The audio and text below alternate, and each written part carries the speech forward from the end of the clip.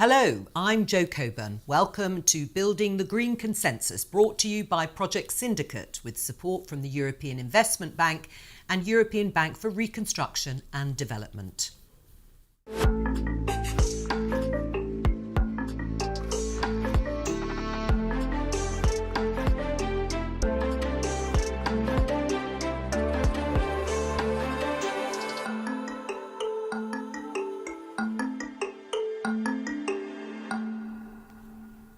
There are now only 6 governments around the world who are yet to ratify the Paris Agreement, the landmark treaty committing the world to drastic action against soaring global temperatures. A consensus then emerging on the need for action. But can we find agreement on what that action actually looks like? Well, we're here today to find out. And over the next 3 hours, we'll be consulting, amongst others, with Jeffrey Sachs, Director of the Centre for Sustainable Development at Columbia University; Omar Razaz, former Prime Minister of Jordan; Werner Hoyer, the President of the European Investment Bank; Odile Renaud-Basso, President of the European Bank for Reconstruction and Development; Erion Veliai is the Mayor of Tirana; and Kenneth Rogoff, Professor of Economics at Harvard University. And if you'd like to help out, we'd love to hear from you. Please share your ideas on the hashtag Building the Green Consensus. In just a few moments, we'll be coming to our first panel of the day, asking what can be done to end our use of fossil fuels without causing economic devastation. Will we find a consensus amongst our panellists? But to kick things off today, here's Jeffrey Sachs, Director of the Centre for Sustainable Development at Columbia University. We are close to the consensus that we need, though we still don't quite have the consensus and we don't have the actions needed for climate safety.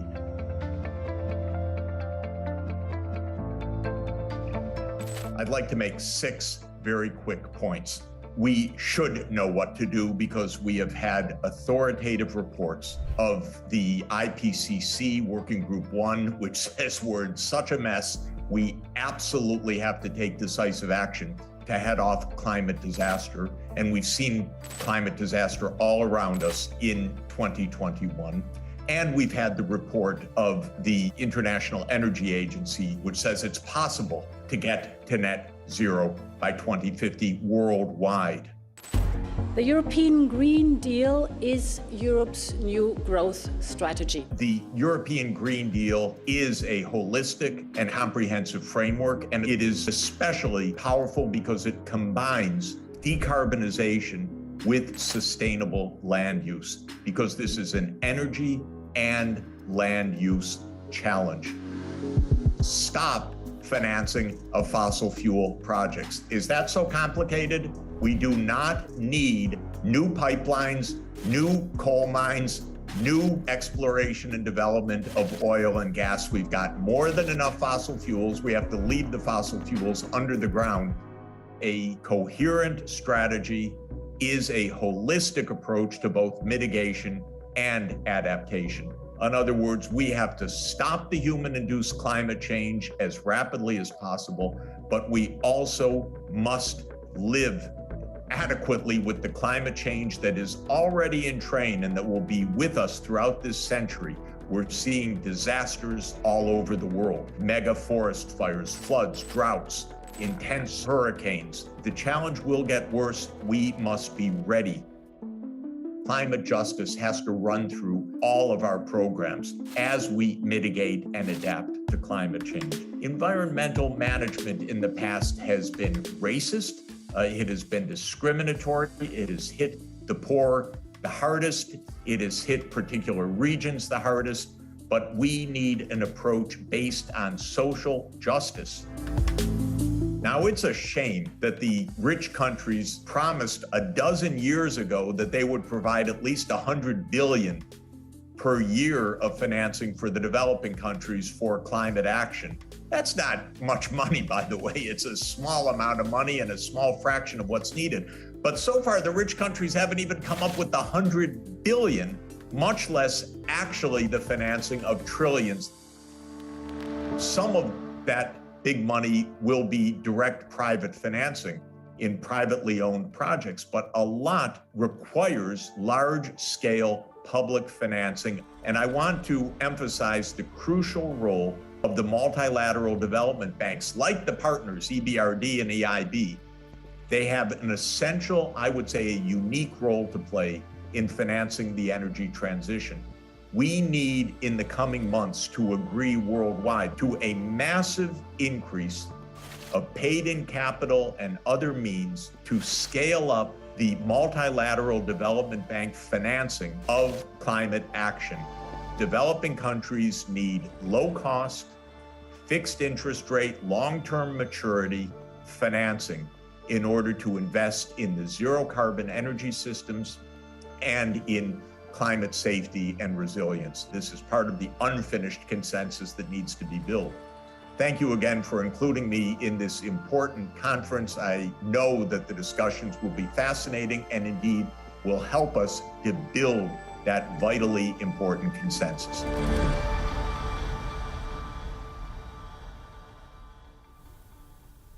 Jeffrey Sachs there. Now, I'm delighted to introduce the panel for our first session of the day. Pascal Canfin, MEP and Chair of the European Parliament Committee on the Environment, Public Health and Food Safety. Thierry Dehaut, CEO of Meridiam. Mafalda Duarte, CEO of Climate Investment Funds. And Kenneth Rogoff, Professor of Economics and Public Policy at Harvard University. Welcome to all of you. And we'll come to them in just a moment. But first, let's remind ourselves of the issue. Coal is still the largest single employer in Wales. Machinery of a sophistication undreamed of. 3/4 of this coal goes to generate electricity.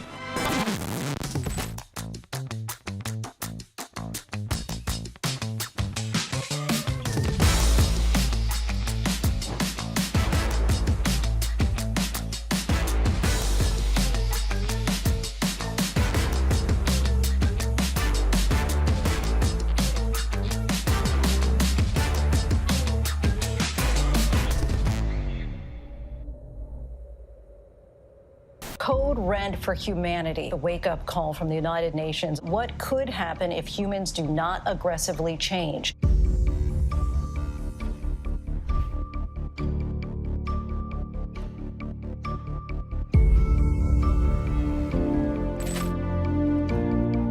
They're all taking our jobs, folks. I'm gonna put the miners back to work.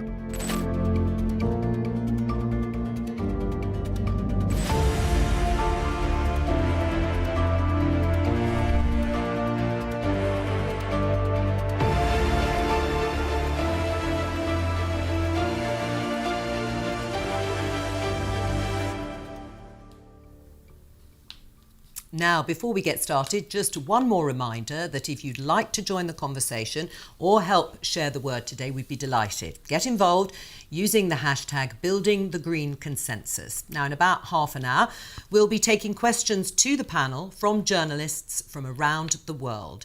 But let me start, first of all, by taking the temperature on the level of consensus we have amongst our first panel today, and start by making a series of statements. Now, as soon as any of you disagree, please put up your hand. I'll be trying to watch you.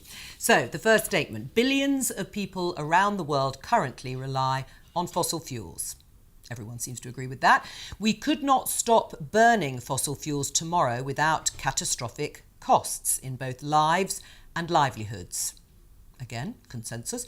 Government help is necessary to phase them out. At the very least, there should be no public subsidy of fossil fuels. Anyone disagree? Okay, we have consensus on those four statements. So I'm going to ask Kenneth to take a look at this in particular. It's a map. Almost 1 billion people across developing economies still don't have access to electricity of any kind. So Kenneth, do rich Western nations have a problem telling these countries that they can't have electricity if it isn't renewable? Well, absolutely. It's towering hypocrisy.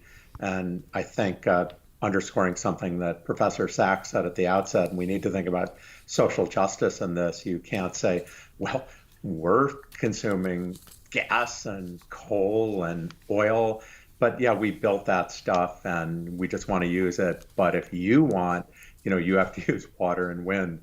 I think there's really, this is much bigger really than just environmental social justice. It's much broader than that. But if you don't stop the greater pollution coming from the developing world, particularly Asia, nothing's going to help. So there really needs to be a rethink more broadly of the economic contract, not just the environment. Right. Well, so Kenneth, what would your suggestion be in terms of helping developing parts of the world to give up some fossil fuels without looking like hypocrites? Well, I mean, I think we need to focus in on things that can happen. And one suggestion I've made, and there are variations of this, is to have a world carbon bank run in a way parallel maybe to the way the World Bank and the IMF is, but very focused, that would channel funds, let's call them $100, $200 billion a year, to countries, particularly in Asia, to phase out their coal plants. They have coal plants they're building still, I think, one a week. And the average age of the coal plants in Asia is maybe 12 years, something like that. The lifespan's 50. And it's very easy for us in the West to say, let's phase out our coal plants. They're all practically 50 years old already. So I think that's really a starting point. And a vehicle like that could be used to transmit technical expertise. And I full well recognize some of this can be done within the existing development banks, but they have a lot of other things going on. This is so big, I think we need a focused agency. All right. Well, in the spirit of consensus, continuing with that theme, Pascal, I could see you nodding away. You agree, do you, with what Kenneth said? No, I agree. First, hello to everybody. Hello. Maybe we could start implementing a sort of a renewable first test when it comes to multilateral banks financing, meaning that it's true that renewables cannot match all the needs from now on in the developing countries. But if we would have a sort of renewable first test to make the analysis that, okay, in this specific case, there is no renewable, credible, cheap, cost-effective possible option, and then it means I have to switch to something else, then at least we would make sure that if we keep on financing fossil projects in the developing countries, and I'm only talking about in developing countries, then it would be justified because current alternatives are not available or enough credible, I would say, from a technical and economic. Right, well, that's interesting. Well, that's interesting. Faldo, do you agree with that? Because your organisation has invested billions in clean energy projects around the world. How long do you think it'll be before all new energy projects are going green? So I agree. I think there are some points that Kenneth made and Pascal made that are right. I think we need pretty dedicated finance and public finance to come into developing countries and support them with this massive task of phasing out from coal. There's one key difference between developed countries and developing countries, which is in developed countries, it's already making sense to phase out from coal. There are studies out there that shows that there would be net savings in developed countries. In developing countries, partly because of what Kenneth said, the life of these power plants, but for other reasons as well, in most of these countries, there are net costs. And it's not just about, the coal phase out agenda is complex. It's not just about the power sector, it's about the mining sector. And that's a really important sector and where a lot of the social costs will be borne. But in terms of the renewable energy, there has to be in tandem massive efforts to support new renewable energy generation and to de-risk the private sector investments in those renewable energy projects. So these things, in fact, in a lot of the countries, what needs to happen, there has to be right now a massive ramp up of renewable energy investments so that when the coal is phased out, you can actually meet demand. But there's also a need for, as I said, there's a need to look at these issues. It's not just about power generation and phasing out from coal in terms of the power sector. It's about all of the other infrastructure that is needed around the power sector, the transmission, the capability of the systems to absorb all of this intermittent renewable energy. It's about the communities and the workers. All right. I mean, Thierry, it sounds like it's all going to cost vast amounts of money. Where's all that going to come from? Well, the money is available. It's just the channel to get the money to the right place, which is slightly complicated. But there is high demand amongst investors for these type of investments. And I mean, obviously, there are still quite a few obstacles. First is creating those investments, because these projects, building solar power plants or any other renewable power plants, it means human resources to actually achieve quite a number of things, authorizations, approvals, and these are the things that are usually the biggest hurdle in terms of project being prepared to be invested.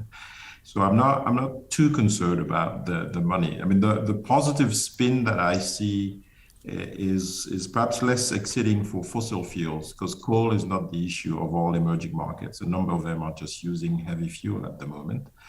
Is the possibility, the need that they have to increase their capacity substantially, and that capacity can come from renewable energy. But I was just said, you can't imagine tripling capacity with renewable energy without thinking about network grid and storage capacity. And today, technologies are really helping us support this growth. And I think to think of it as exiting coal or fossil fuels, we need in parallel to look at the positive spin, which is grow capacity in emerging markets with renewable, but simultaneously with grid and storage.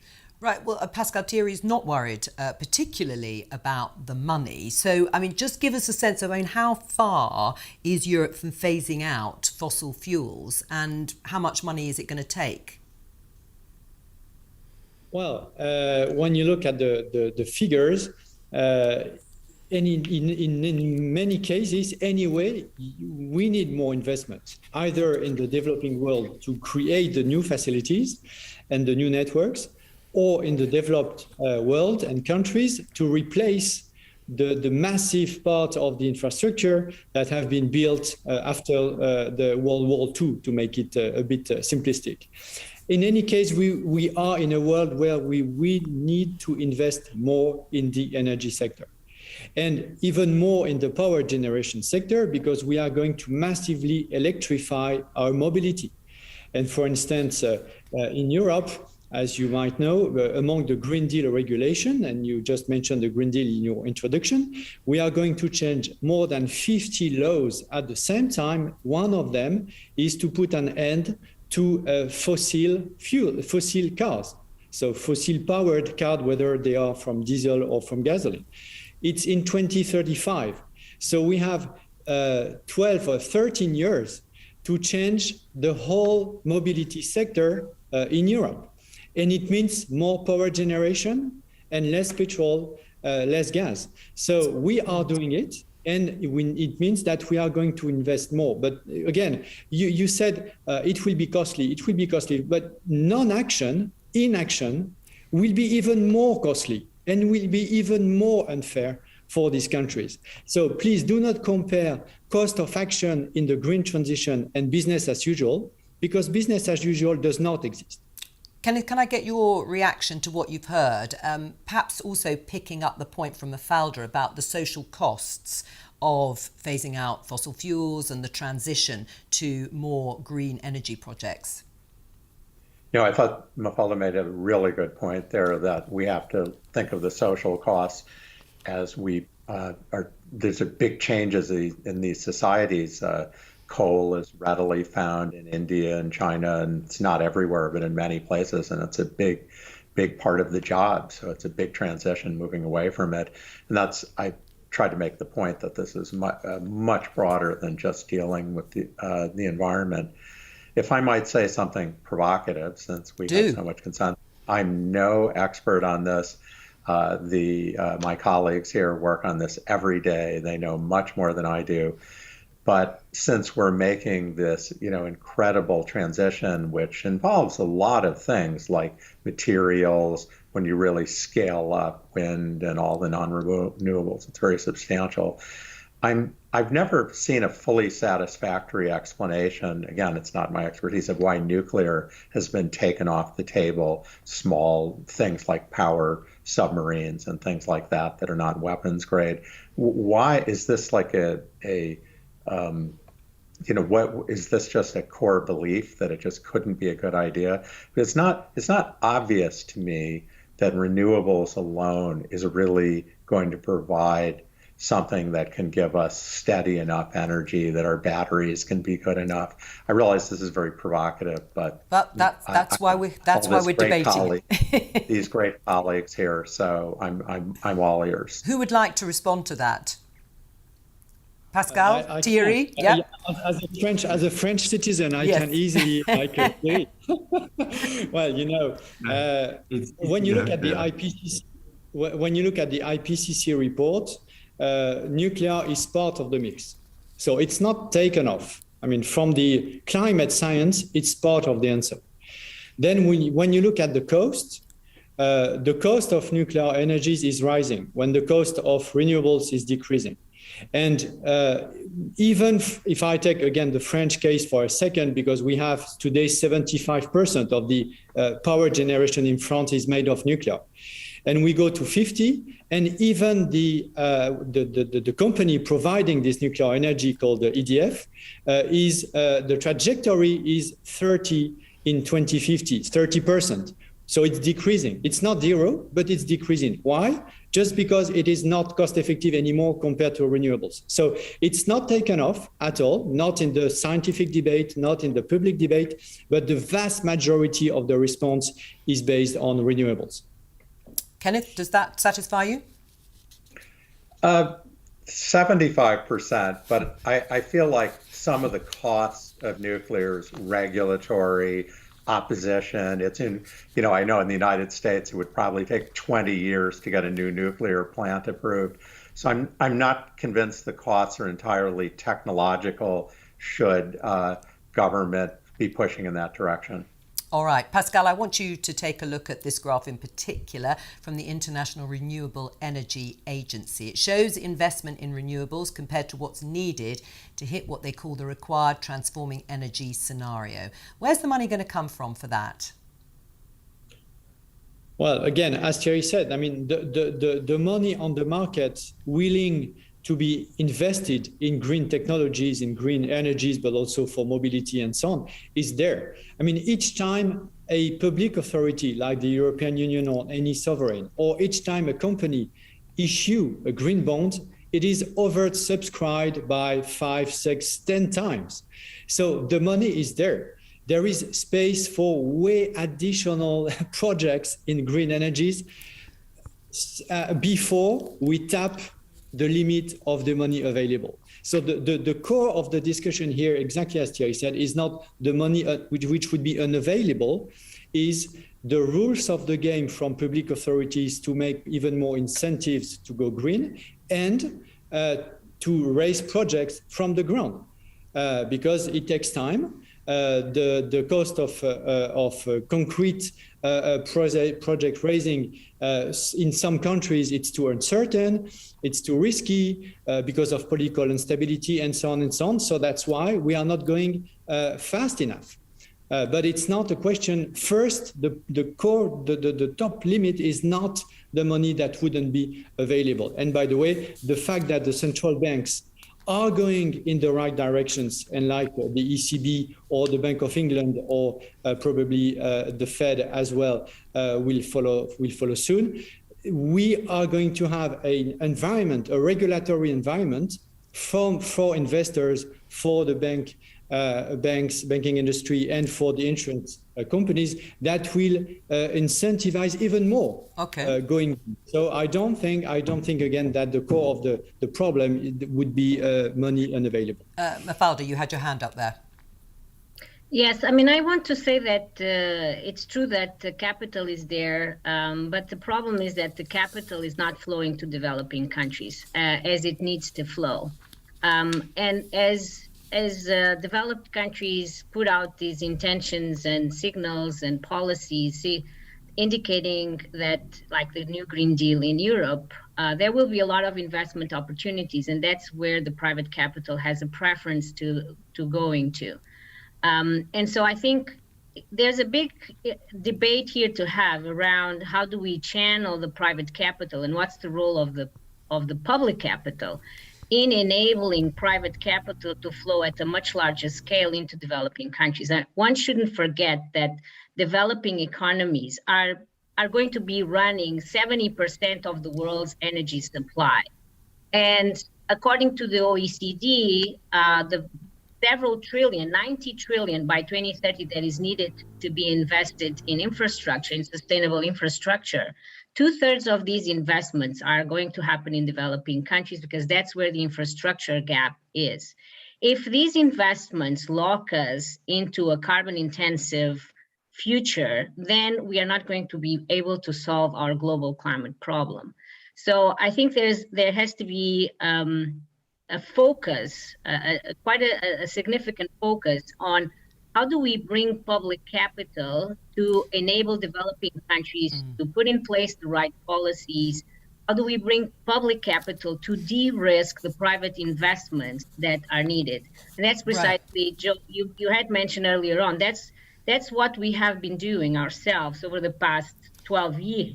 The past 12 years. And we have demonstrated that you actually then incentivize the private capital to go back to developing countries, even in a context of crisis, if you partner the public capital with the private capital. We were set up on the back of the last financial crisis, 2008, that's when we were established. At the time, the 8% of renewable energy, that's what existed in the whole world, and 90% of this was hydro. So there was no renewable energy to talk about in developing countries. And this public capital that G8 made available through us led to many investments, first, second, third of its kind investments in renewable energy. Yes. Right now we have 26 gigawatt of renewable energy installed capacity in our portfolio. But that public capital is needed, and the structures that were also mentioned here today, new structures. I'm a bit more doubtful about the suggestion by Kenneth of a new institution, not because I don't think that we need a dedicated effort and public capital flow to channel money into developing countries of a significant magnitude. My only concern is time. How long will it take to get a new institution up and running and really doing what we are talking about here? All right, so that's my concern. Yeah, okay, so you're a little sceptical about Kenneth's idea of a global carbon bank, partly on timing. Thierry, what's your response to the idea of a new institution? Yeah, I'm never keen on new institutions, actually, because it is true that they take a lot of time. And I think the existing institutions can build up a partnership and a mandate to tackle this. And clearly, I don't think we should disconnect this whole exiting carbon or fossil fuels from the major investment on the other side in renewable energy, grids, and storage. So it's together, and the institutions that are today already supporting this on the public side are doing not a bad job, but not fast enough and not enough. And perhaps to point out where the hurdles are. The hurdles are in the early stage of creating projects. And I mean, the two institutions that are supporting this, EIB with its hub, or EBRD with their project preparation facility that actually brings human capital to the table, are efficient ones, but they need to be scaled. And it's not only about the money, it's about also the resources to structure these things and make them investable, so people like us can actually pour money into it. The other hurdle is finding the right, but I think the OECD over the past 5-6 years have done a great job at a number of institutions, the MDBs, in looking at blended finance solutions to de-risk investment for such investors. So those things are available. There's almost, I usually say, I think we've been talking about it for the past 10 years. Now it's about doing, and it's about doing at scale. Okay. Let's start running now that we know how to walk.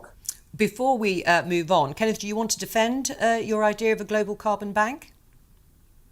Yeah, let me pick up a couple points. First of all, the existing institutions, and let me particularly point to the World Bank, which is by far the biggest, really lack the focus to do this. They're trying to do so many things, trying to please so many NGOs in order to accomplish this mission, and it really does need to be something that's focused. I don't think it can be done within the existing institutions, and I don't think it can be done with private money. I think Mafalda made a very good point. The money doesn't want to go where it's needed. Frankly, after the pandemic, if you watch what's unfolding, we already have a huge number of the poorest developing economies basically bankrupt, but a lot of the emerging markets, some of the smaller ones have already defaulted. The other ones are straining. They're not in a position to draw on the massive foreign funds needed to get to put the numbers that Thierry and others have said. So I do certainly think there's a role for private financing, huge in the advanced economies. But in emerging markets, there really needs to be public money, and it needs to be coming from the richer countries. So I don't really see an alternative to this. Thierry, you wanted to come back. Quick one. If you said, for example, the special drawing rights of the IMF could be only used to actually close those coal power plants, I think that could be a very easy way, and you don't have to create a new institutions. So the question is, how do you channel this massive transfer from the West or into emerging markets? I don't think you need to create another institutions, but you need to have clear intentions. And I think that's... I'm sorry, but I just don't think the IMF has the competency to try to direct something only like give this. The money you can create another institution you fund with the SDRs, perhaps. All right, you're going to have to agree to disagree on that. This is a good point to say. Don't forget to join the conversation and help spread the word using the hashtag Building the Green Consensus. Thierry, I'm going to read you and, of course, everybody else this. It's a quote from Fatih Birol, Executive Director of the International Energy Agency. If governments are serious about the climate crisis, there can be no new investments in oil, gas and coal from this year. Do you agree with that, Thierry? Do you think governments are really serious about the climate crisis? I think they are, but they can't make the decisions for most of them. No, I mean, I think, again, this is, it's easier in developed economies to make that clear choice. And I think in Europe, that is pretty much where we are. That it is, I mean, to take a simple example of countries, emerging countries, take Senegal. Today, they have a power capacity which is 60 or 70% heavy fuel. They found gas, and they want to transfer from heavy fuel to gas, which is an improvement. Can we ask them to sort of renounce their industrialization plan and using the gas? It's a big question. So they may be very serious about climate, and they have proved it by going in 5 years to 30% renewable energy capacity. But that's a tricky question. So that's why I don't have a black and white yes or no in this, because it really depends on which side of the fence you are in terms of your affordability. Well, we'll forgive you for that. Kenneth, another potential hurdle is public debt to GDP ratios, which, of course, have increased massively as a result of the pandemic. And there are real concerns about a sovereign debt crisis in the world's poorest countries. How much do you think it will affect public investments in renewables? I mean, I think dramatically. I think countries, the poorer countries and the middle income countries have not been able to massively increase their debts in the way that the rich countries have. The markets don't have the appetite. Just one figure I might cite is that if the interest bill in advanced countries has actually been going down despite debts going up because interest rates are zero, that is not the case in the rest of the world. And as I said, I mean, there's much more concern that there's already trouble brewing. So, you know, they don't just need loans, they need aid, grants. Mafalda, how do you think you can stop huge amounts of government investment from creating a green tech bubble?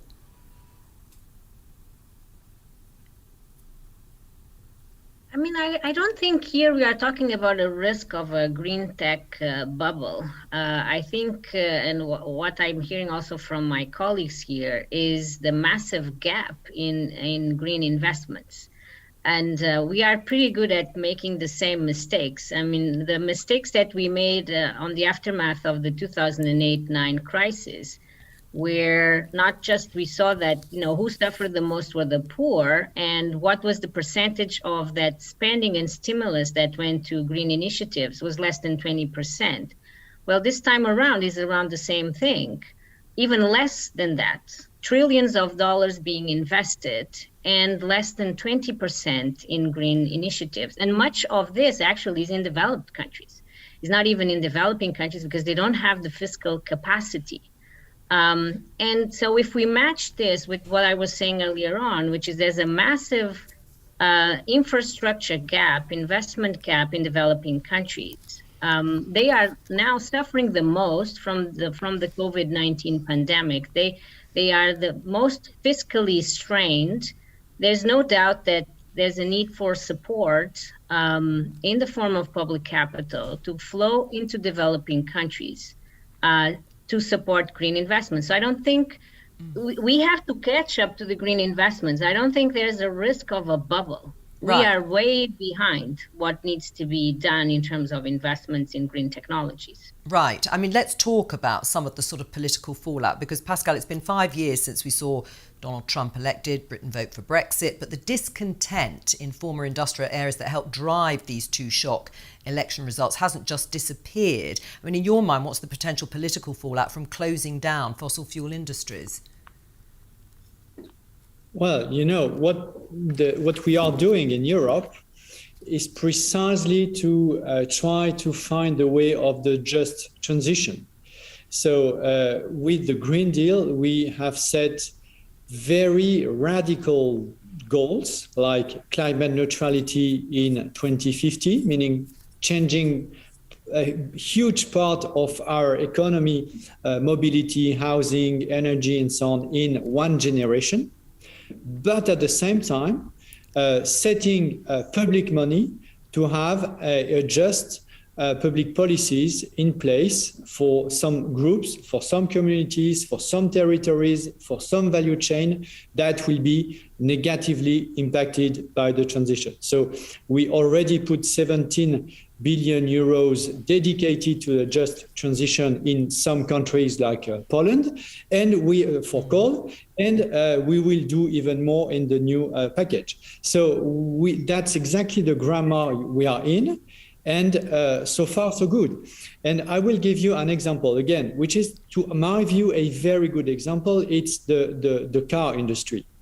What we have more or less negotiated with the car makers in Europe, so Stellantis, Volkswagen, BMW, Mercedes, Renault, and so on, big names, big brands, is precisely to shift the whole industry in less than 15 years' time.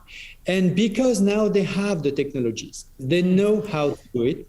We negotiated what is needed for some territories that will be negatively impacted, but all of those will be also positively impacted.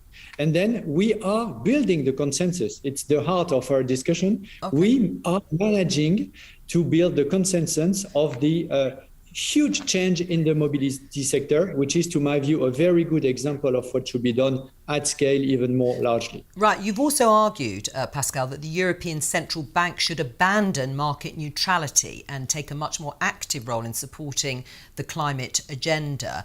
Let's just take a look at what Christine Lagarde had to say about that earlier this year, speaking to us at another Project Syndicate event. The short-term costs of the transition pale in comparison to the costs of unfettered climate change in the medium to long run. So it is essential to support and drive an orderly transition to a green economy. The primary responsibility for that action lies with government, who control the most important tools. But it will require effort and commitment from all parts of society, including central banks. And while there is a long road ahead, I believe the necessary steps are clear and progress has already begun. Pascal, what do you think of that? Well, it's part of the green consensus in Europe. The new role of the ECB, and of course, Christine Lagarde is leading it. What has changed? Years ago, including from under Mario Draghi, the idea was that it was not in the mandate of a central bank to deal and to care about climate action. What is now the new consensus in Frankfurt and in the European Central Bank's system within the Eurozone is to say, no, it is our mandate. Why? Because climate disruption, so uncontrolled climate change, is a clear threat to financial stability. And financial stability is part of the mandate of the central banks. So decreasing the risk of instability due to climate disruption is part of the mandate. And then once you have changed the mindset, then the ECBs and the others have the tools to do so. Right. Kenneth, what do you make of that argument? Should central banks go green to help phase out fossil fuels? Well, first of all, I applaud what the ECB is doing, although I think the argument that it's about preventing financial crises is tortured. The real argument is that the governments and who really have the power, as Christine Lagarde rightly said, they have made a very clear decision. They have a very clear, coherent policy. And the ECB's role as a regulator, where it really is not so independent, it's independent in setting inflation, as a regulator is to follow suit, to help, to do what it can. We have a problem in the United States. There's no question about that. I mean, you have to understand this is a place where, half of adults practically don't want to take vaccines, talking about, social good. I understand that's controversial, but it's much bigger here than it is in Europe. And you see the same thing in the climate discussion. And yes, the Biden administration has put forward some ideas. They're clearly way more committed to doing something than anything we've seen. But it's a paper-thin majority. It's tied in the Senate. There are a couple votes in the House. It's not a big social consensus. And it's very hard for the Federal Reserve to take the lead in this situation the way the European Central Bank has. It does not have a mandate about climate change. It doesn't have the expertise. If the government says, the Environmental Protection Agency, and there's a very clear long-term coherent path, it's very easy for the Federal Reserve to follow. But on the other hand, if the Federal Reserve just says, well, the government's not doing enough, we're going to take over, we're going to do everything, I mean, very soon it really won't exist as an independent agency. It's not democratically accountable. It doesn't have the power. I laud the goals. I love what Europe's doing. I wish we were doing it. But it's not so easy in a political environment where that consensus doesn't exist. Right. Can I get your brief reactions to that? Thierry, do you agree? Does Kenneth have a point in terms of the mandate for the Federal Reserve? Yeah, I don't think the idea of financial stability is so far-fetched. I mean, when we think about, the central bank is supposed to look over the system. And when you think of the ability for investors and the system to actually absorb a number of stranded assets, because the way we're going, if we keep investing the same way, perhaps a good 30% of the asset owned by the asset owners will be stranded by climate issues. And that creates and poses a real threat. So I wouldn't undermine the idea of the stability too much, but I agree that the political and social mandate is not there for the Fed, but it does have an avenue to creep into the subject with real issues on the fact that assets that are subject to climate risk could pose a real issue for the system later on. Well, we're going to take questions from journalists in just a moment. And I know, Pascal, you were shaking your head while Kenneth was talking there about the mandate and the Federal Reserve. I'll get your reaction at the end. Mafalda, you first. The reaction to this particular theme this here? idea of central banks having a mandate to push a climate change agenda. I mean, I think all institutions have a mandate to push for agenda in terms of their mandates and responsibilities.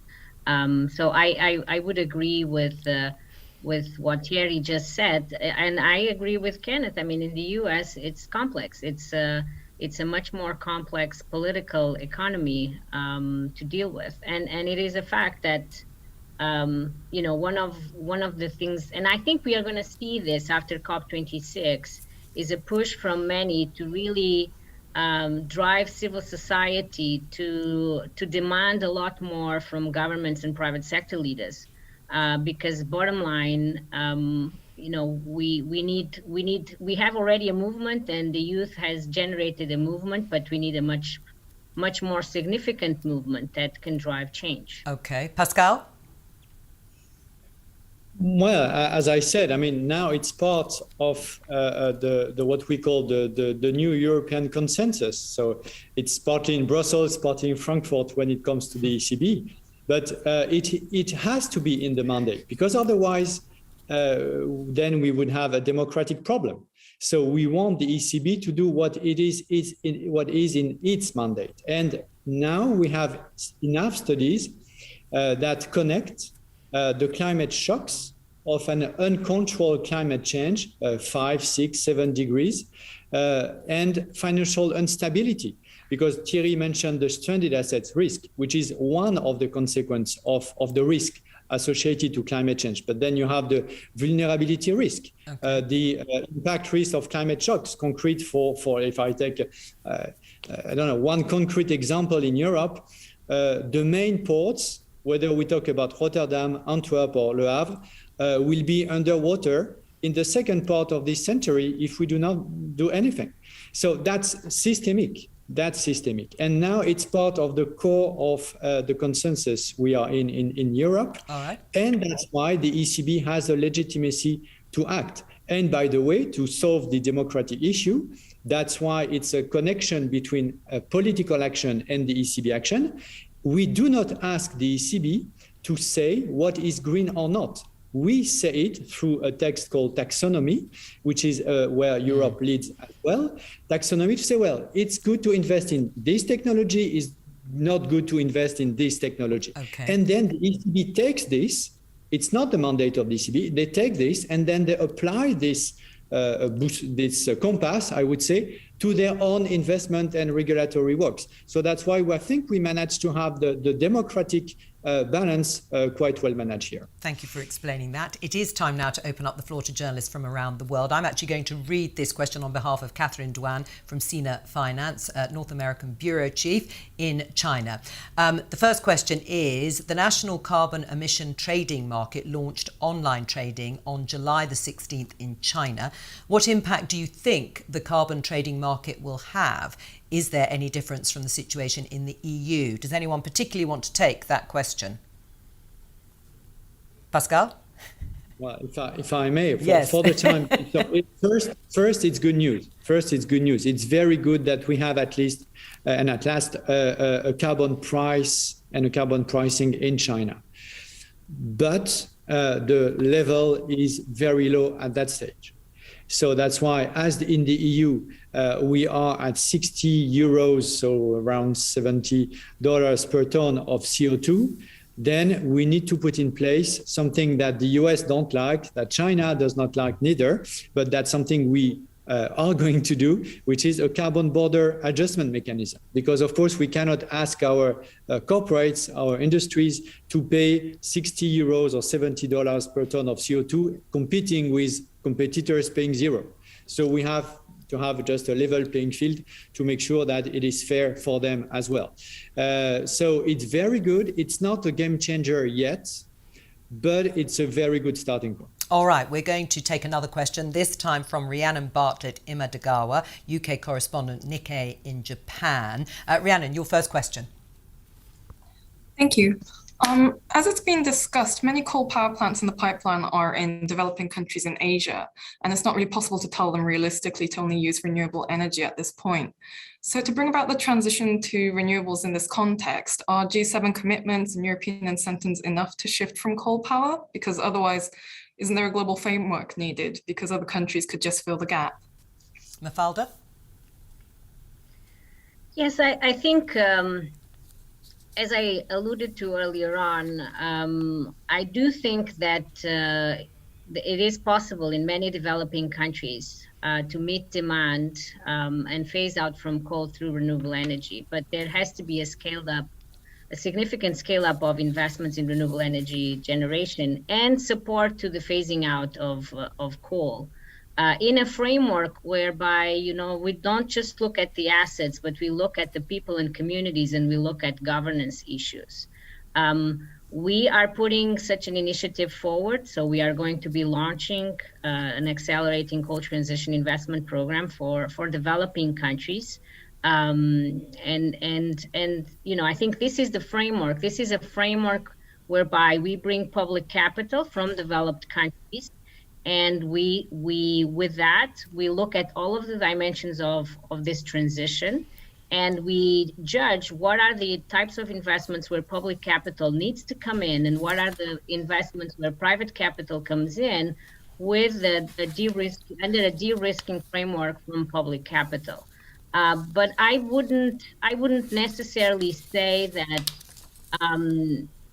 that this isn't possible in developing countries. We work in many, many developing countries, and they are very keen on moving away to renewable energy and phasing out from coal, but they do need support. And Thierry was mentioning Senegal, and other countries, Pakistan, who has committed to not put up more coal and phase out from coal. But there are alternatives in terms of renewable energy meeting that demand, but these countries need support. Okay, thank you very much, Rhiannon, for your question. I'm going to read the next question again on behalf of Dr. Olukayode Oyeleye, consulting editor at Business AM in Nigeria. How can, he asks, African leaders promote greener, cheaper source of energy for the continent's poor? Thierry? Sorry, can you repeat the question slightly Yes, at the end of it? Yes. How can African leaders promote greener, cheaper sources of energy for the continent's poor? I mean, they are already doing that. I think we shouldn't underestimate the energy, and there is quite a consensus. It's true at the African Union, but it's true with every single head of states that I meet in Africa, and that has really been driven by their own contribution since COP21 with their national contribution. They all have a plan, and also driven by the fact that their natural partners for financing are the MDBs, and the MDBs no longer support anything else but renewable energy. So it's a movement that is really started. And really making good progress in that. Thierry, thank you. Our next question comes from Bojan Georgievski, editor of Respublika in Macedonia. Your question. Thank you. My question is, what are some of the game changer moves that can be taken by smaller and poorer countries across the world that will lead to the greatest results in terms of moving away from overly relying on fossil fuels and also becoming more adaptable to climate changes? Kenneth, would you like to take that one? Well, I guess a rather abstract answer to that is that this is an area we need experimentation. We don't know what works. We don't know what's going to get us ahead. And precisely, it's great that in the European Union, this vast group of countries can make a collective, cohesive decision. But I think they've done a great job. But we don't know how it's all going to work out. For example, I raised the nuclear issue earlier. And so, having countries look at each other's experiences, try to see what works. And if I can just go back to having something like a World Carbon Bank, precisely could be a framework for exchanging those ideas. Thank you very much. Our last question, I think, comes from Michał Sotowski, editor Krytyka Polityczna in Poland. Your question.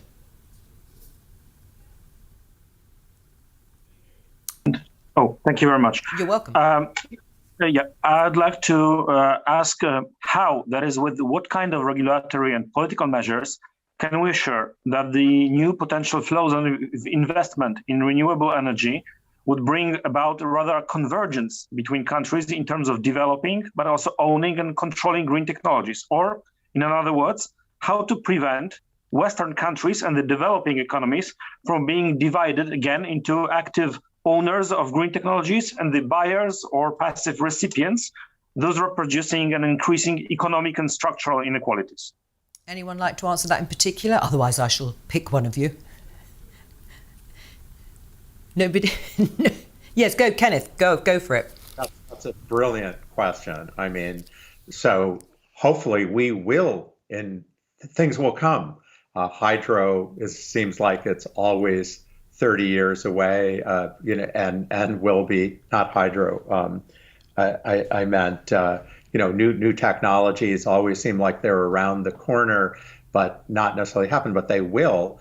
And you don't want to get in a situation where there's some Western private company that owns it, becomes some new mega monopoly, and the developing economies are really left, with very little.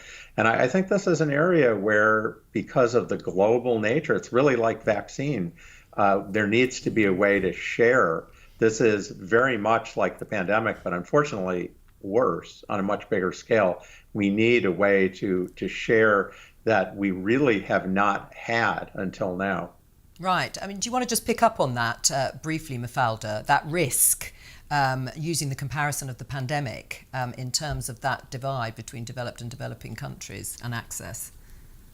Yeah, I mean, I was mentioning earlier on, I think what we have to realize is that this pandemic, this crisis, unfortunately, I don't have a better way of saying it in English. It's a taste to what might come. Climate change is going to be a much more significant risk, a consistent, systemic risk to the economies and societies in the world. And therefore, I think we really have to realize this, that if we think this is severe, and it is severe, we've had more than 3.5 million people die, and we've lost 3-4 years in terms of poverty reduction, gains in poverty reduction in amongst the poorest countries in the world. Yes. This is just, this is small compared to what might come. So we really need to take this risk seriously. Okay. I mean, the question that this latest journalist posed is complex. It's going to be dependent on the countries. There's a lot of regulatory and policy changes that are needed depending on the country to really drive the investments. And governments have a critical role to play in terms of climate justice. So I would like to end here, because I don't think we will meet the climate goals if we don't, like Jeffrey Sachs said, if we don't anchor all of this transition in climate justice, I don't think we're going to meet the goals. All right. Well, Michał, thank you for your question there. That's all we have time for now. Thank you so much to our amazing panelists for taking part. It was a fascinating discussion. We'll be taking a short break. But when we come back, we'll be talking to former Jordanian Prime Minister Omar Azaz and others about what needs to happen to prepare us for living in a warmer world. Also coming up today, we'll have Odile Renaud-Bassot, President of the European Bank for Reconstruction and Development, in conversation with Werner Hoyer, President of the European Investment Bank. Let's see if consensus breaks out. See you in a minute.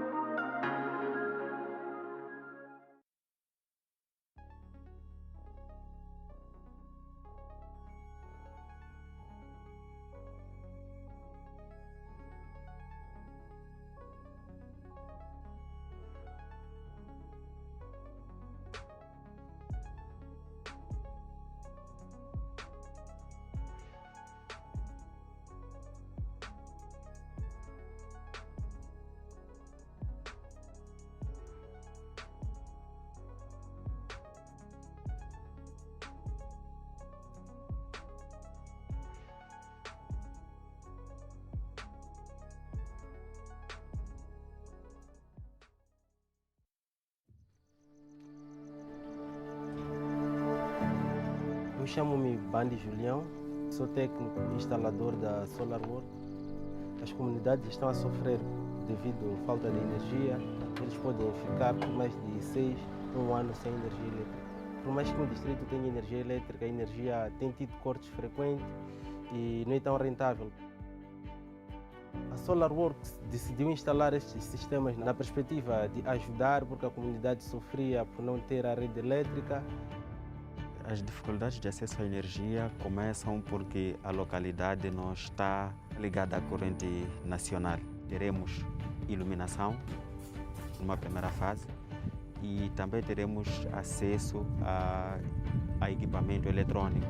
Estamos a falar de balanças eletrônicas, estamos a falar de lâmpada ginecológica, estamos a falar da utilização de um computador que já está cá conosco, que era um pequeno constrangimento na sua utilização. O hospital aqui no distrito é muito longe de Nhansato, é 53 e poucos quilômetros. Tendo essa unidade sanitária, esse hospital, fica mais fácil, principalmente para mulheres grávidas, porque se nascemos em casa, corremos muitos riscos.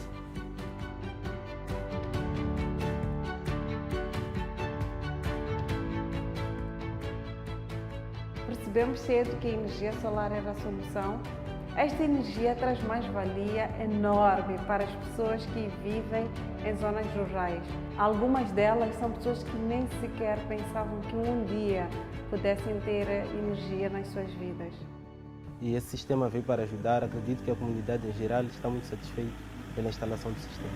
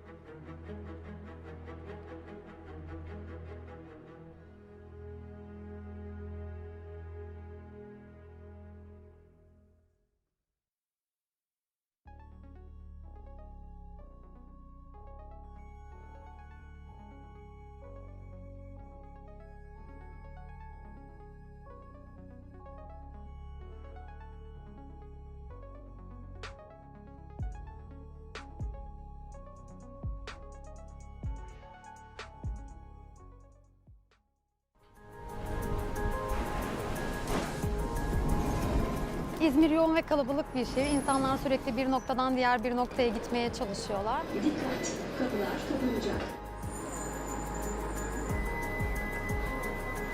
Eski metro araçlarımıza göre yeni metro araçlarımız hem yolcularımız için hem de sürücü için daha geniş ve daha ferah.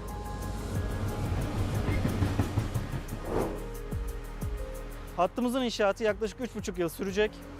1000'in üzerinde personel aktif görev alacak. Araç sayısını alabilir miyiz?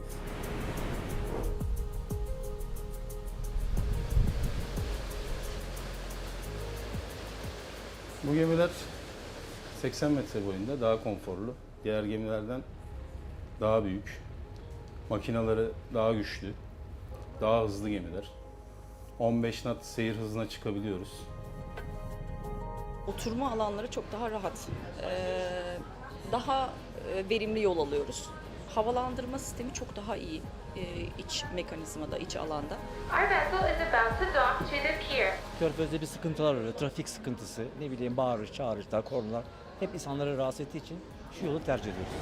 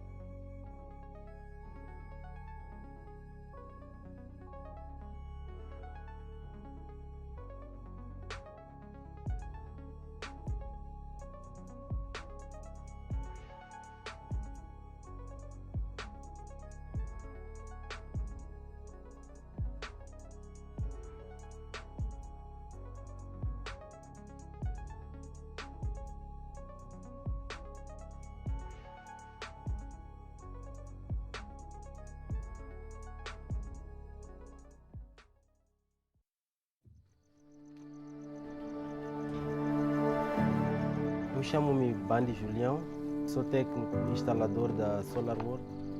As comunidades estão a sofrer devido à falta de energia. Eles podem ficar por mais de 6 a 1 ano sem energia elétrica. Por mais que o distrito tenha energia elétrica, a energia tem tido cortes frequentes e não é tão rentável.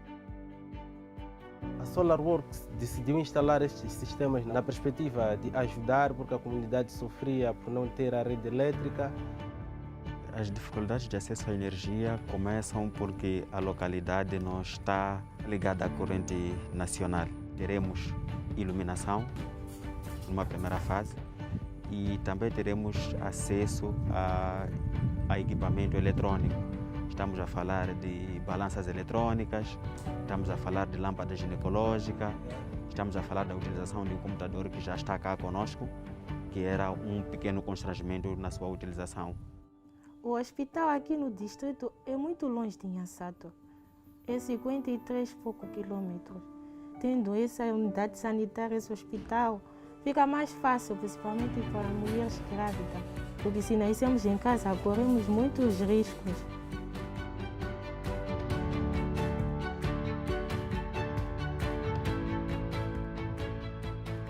Percebemos cedo que a energia solar era a solução. Esta energia traz mais-valia enorme para as pessoas que vivem em zonas rurais. Algumas delas são pessoas que nem sequer pensavam que um dia pudessem ter energia nas suas vidas. E esse sistema veio para ajudar. Acredito que a comunidade em geral está muito satisfeita pela instalação do sistema.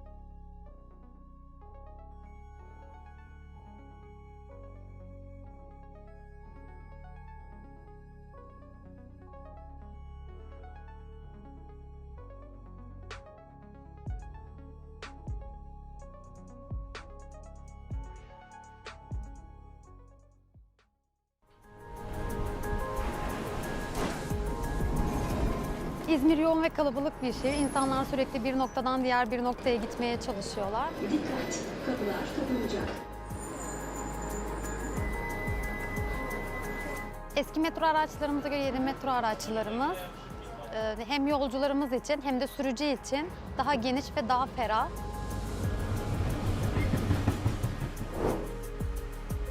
Hattımızın inşaatı yaklaşık 3,5 yıl sürecek. 1000'in üzerinde personel aktif görev alacak. Araç sayısını alabilir miyiz?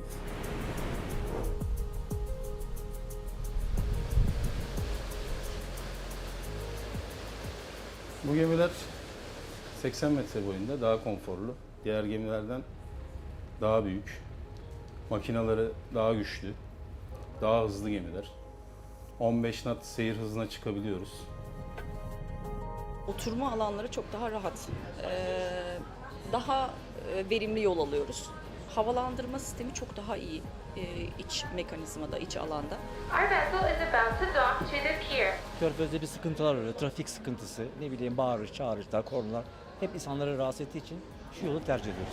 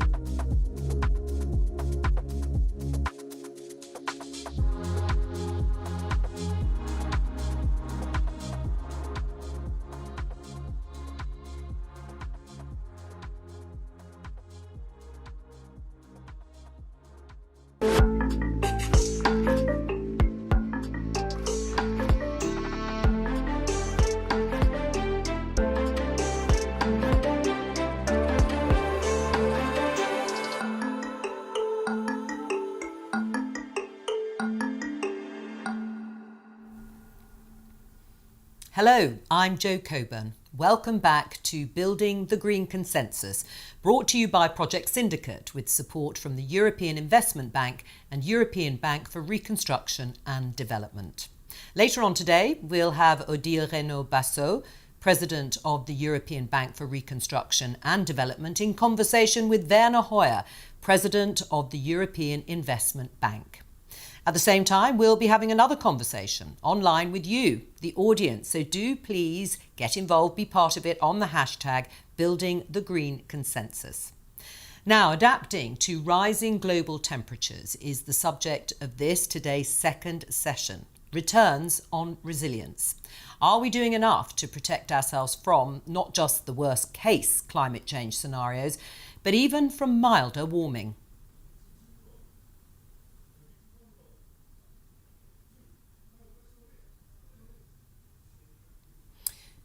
We don't have that piece of film, so I'll get on and introduce our panel. And I'm delighted to introduce the guests who can hopefully unpack that question.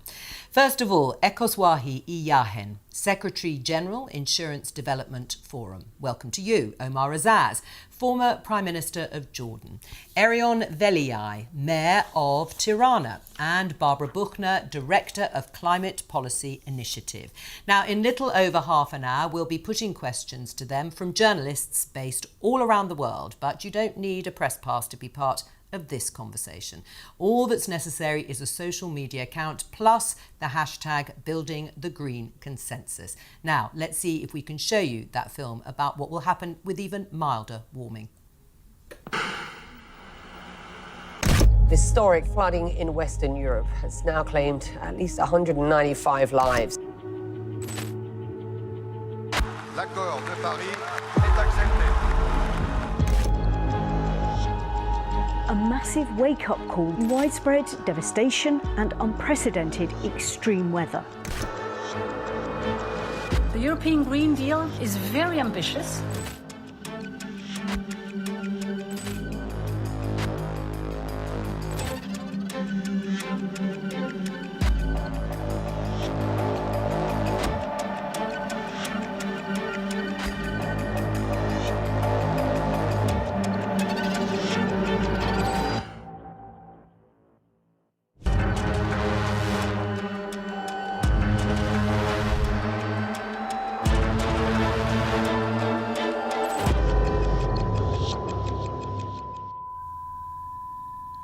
Omar Azaz, can I start with you?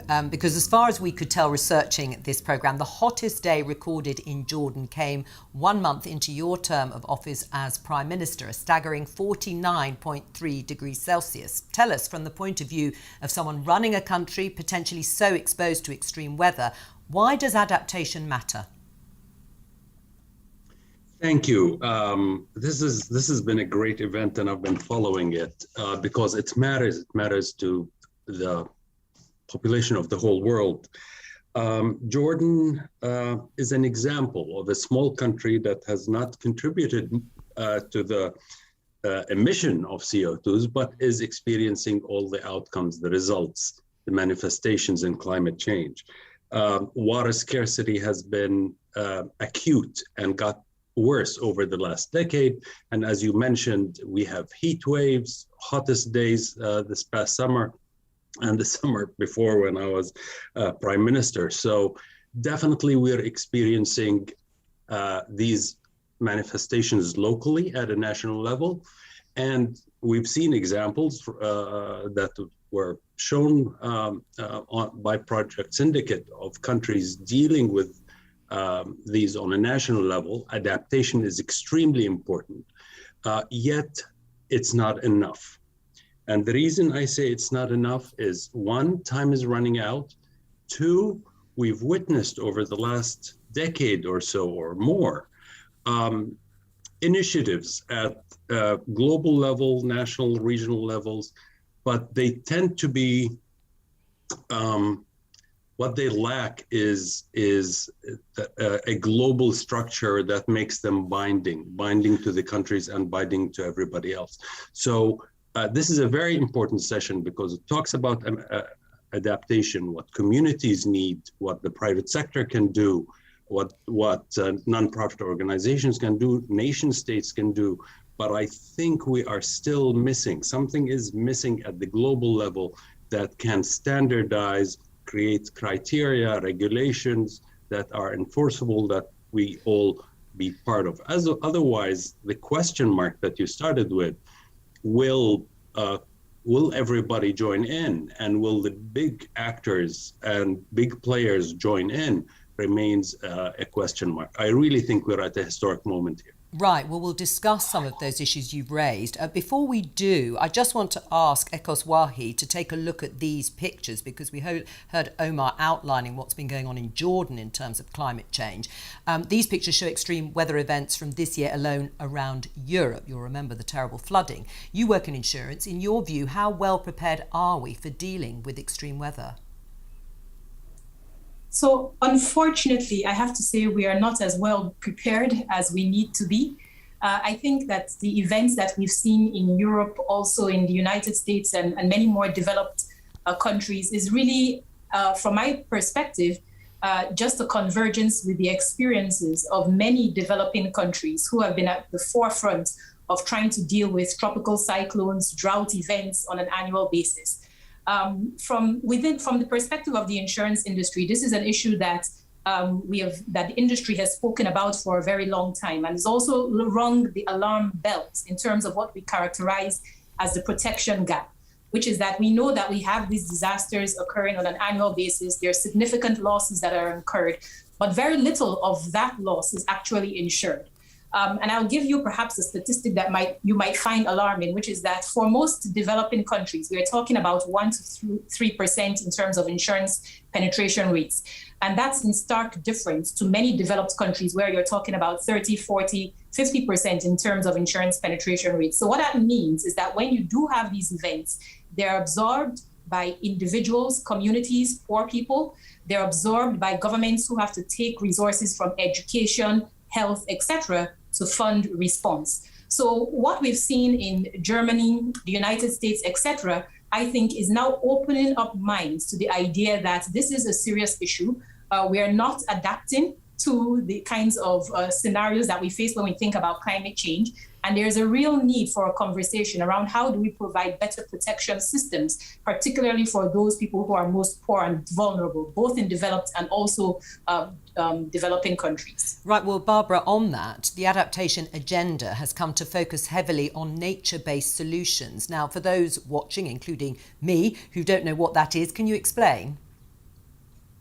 Sure, but maybe just before I go to specifically nature-based solutions, I'd like to give kind of a bigger picture as well, because I think we heard from the other panelists really kind of the urgency, and I think the urgency is particularly strengthened through the COVID-19 crisis, because I want to, before going to the nature-based solutions, really kind of give you a bigger picture of where we stand in terms of finance going towards adaptation. Yes. Because we've seen even prior to the COVID-19 crisis that the adaptation finance that was flowing was insufficient to meet the estimated global needs given accelerating climate risks. So what we'll see is that from hundreds of billions a year globally that are currently aimed at climate action, only 5%, about $30 billion goes towards financing adaptation. And that's far below the expected needs of up to 300 billion annually by 2030. And I think the important part here is also that while there has been a trend of gradually increasing this international public finance in recent years towards adaptation, the early indications that we see seem to indicate that there's a dip as a result of the COVID-19 pandemic. And I really think this is something that I'd like to stress, because it is an important call for action and really call for everyone around, across the ecosystem to really work on that. And nature-based solutions is basically trying to find specific ways of increasing the resilience of ecosystems. So let me just give you a couple of examples. So if you look, for example, at mangroves, which are very important in terms of capturing greenhouse gas emissions, like having kind of global mangrove protection or resilient water resources are nature-based solutions, or improving dryland agriculture, or like thinking about, even like more technological solutions like early warning systems or climate resilient infrastructure in the context of the ecosystem. So, and again, I think the point here is, which is why nature-based solutions have actually received so much attention, is that the benefits of investing in adaptation often outweigh their costs. So what we have seen, and there's a recent study by the Global Commission on Adaptation, what we've seen that estimates of investments in these types of solutions actually could generate a 4 times return on avoided costs and non-monetary social and environmental benefits. So let me just leave it here. But again, I think it is important to look at the overarching needs that we see in the context, but then really focus on the benefits and the returns that are actually there. Right, Ariel, just before I come to you, Omar, I just wanted you to get to respond to what Barbara said there. Do you think those sorts of solutions are going to come in time for countries like Jordan? Absolutely, and Barbara mentioned a scary but unfortunately predictable number, that 5% only of financing, public financing, is of what's committed has been delivered. Now, the question is why? And I think the answer is that when countries act alone without a global structure and a global umbrella that recognizes that this is a global public good, and therefore we need to avoid the typical public good, typical collective action, prisoner's dilemma, free ridership, essentially a country saying, oh, why should I do this? Why not other countries do it instead of me? They're nesting these types of activities into a global structure is extremely important. So finance will come if we create the standards, environmental regulations, and a global commitment where every country has to join into that And unless it joins, it does not benefit from these benefits. The same with insurance. The reason we don't have the insurance is we don't have standards that have been approved everywhere for that. But even with that, insurance, I think the point was very important, but insurance typically is for assets, buildings, structures, etc. Heat waves in Jordan aren't hurting assets, they're just killing people who are in the field. And heat wave victims are many more than many folds more than victims that we have seen of hurricanes and flooding. Okay, well, they're all important. Well, that's an interesting point, which I will put back to the other panelists in just a moment. But Ariane, let's get your perspective as a city mayor. I mean, how much of your time on a sort of day-to-day basis goes into dealing with adaptation when compared, for example, to mitigation? I'm sure you do both, but if you could just give us a flavour of that. Well, I think bottom line is that a lot of these issues, the bucket stops with the mayor. I mean, you can do COP 20 or COP infinity, but in the end of the day, it's going to have to take a mayor in the ground who's going to have to plant the trees, who's going to have to do the riverbeds, who's going to have to do water efficiency, who's going to need to increase the green city cover. So I think including cities in these conversations is absolutely important. And sometimes we go from COP to COP, we do the photo op, and then we forget that there needs to be a transmission belt that gets actually a lot of these commitments into action. And in the last 6 years that I've been mayor, I've seen so many ministers of environment come and go, and yet the transmission belt seems to be missing out. So I think including cities is a smart thing to do, not only because the mayor has to do the final work, but because we are becoming urbanites. More and more people are moving to cities. I run a city that is almost half of the country now. It wasn't like this when I was a 10-year-old boy. But 30 years later, after the transition, the collapse of communism, almost everybody's living in the capital. Half of the economy, but also half of the mentality. And I think we need as much ground in the work, as much work in the ground as we do in these 10 centimeters between our ears where our system of values lies. This appetite for cars, how do we curb it? Are cars a status symbol for much of the global south, or is a means of transport that can become greener and healthier? There's a few things we can do, and this is what we're doing in the city. Right. We're putting quotas on how many trees we need to plant every year, and we need to reach that quota, and if we miss a year, we have to make up for it.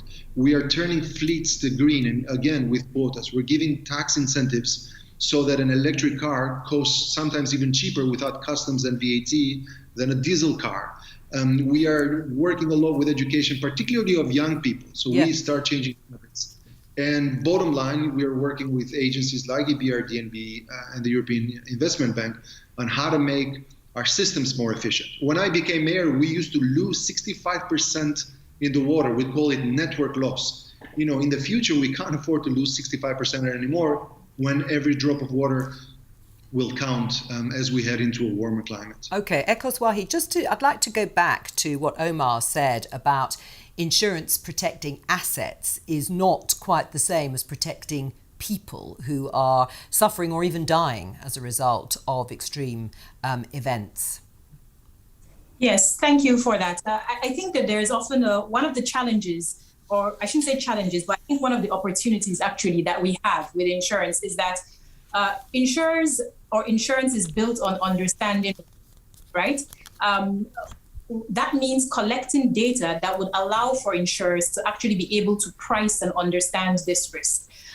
When we think about climate change, and particularly in those countries that are most affected, there is a dearth in terms of availability of data and information. But ultimately, there's also a challenge in terms of translating that data into risk information that I mentioned earlier that can actually be actionable.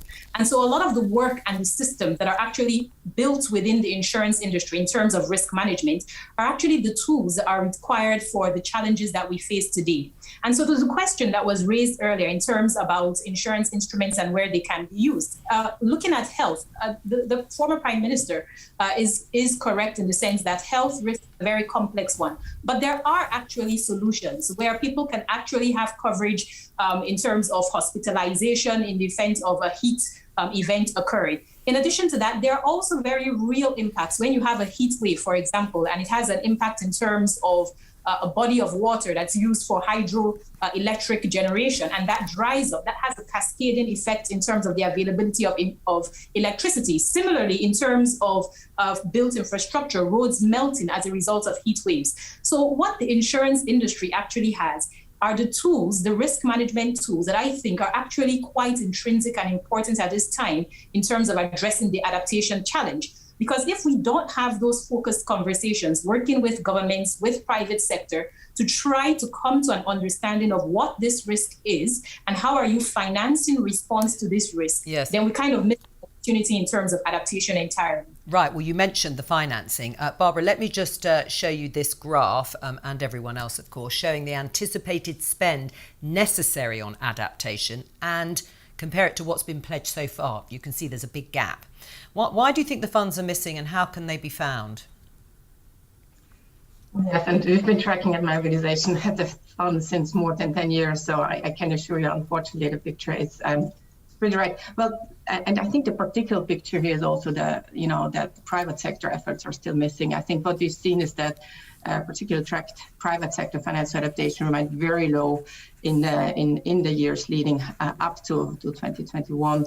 And I think some of the reasons why money is not flowing towards adaptation is actually, or has already been mentioned by some of our panelists here. I think one is certainly poor policy environments. I think where the conditions are just unsupportive to adaptation investments, but also undervaluing some of the positive externalities of adaptation finance and, giving too much value basically to the risk, but not really seeing that there is some broader benefits in terms of, benefiting the people, benefiting, the economies more generally. And I think, again, the COVID crisis actually has highlighted this tight connection between, the economies, the people, the social and physical infrastructure, but also kind of the lack of access to finance or to long-term credit for projects that address some chronic physical climate risks. And again, I think I've heard some examples here, and EBRD and EIB certainly are doing a lot in this context. And I think the fourth bucket is what Kuswai has just mentioned. I think the lack of climate data, particularly also in the private sector, through which they need to develop the right risk finance instruments. So I think this policy, the knowledge and the risk and viability gaps are important, but we see a lot of positive developments also for private sector adaptation finance mobilization. Again, there have been, I think, a number of also resilience bonds that have been come up. The first one issued by EBRD between 2019. And I think just maybe to say, why is it not connecting it to some of the other panelists? I think one of the things is certainly having better typologies and taxonomies to also understand what countries need, what cities need, in order to then really come up and, connect basically the needs to the right offerings. And I think there's an array of financial instruments and business models that actually has emerged over the last years. And I just think we need to do more and increase the visibility of those, increase the awareness across the financial sector, and also build the capacity to really take them forward. I mean, Erin, you explained and outlined what you're doing at a city level and all the techniques that you're adopting. And you stressed that there are so many people now in Albania moving to cities, to Tirana, for example. But how would you pull in more private sector funds? I mean, are they absolutely core to what you're trying to do in terms of adaptation and mitigation? No, you're absolutely right. And I think to answer your question, why the funds are not coming as quickly as one would have thought, is because we become a victim of our own metaphors, like the boiling frog. If the frog is thrown into hot water, they immediately jump out. But if the water, gets hotter gradually, you don't. So, many folks from both public and private sector are, victim of this metaphor. They think, 1 degree here and 1 degree there. Well, before when I became mayor the first year, we had a major drought. And most people were saying, well, Mr. Mayor, don't worry about it because it only happens once in 100 years. And then the second year, we went major floods. And again, they were looking at the data and they said, no, it's only once in 100 years with these floods. And then we had snow in the Mediterranean, right?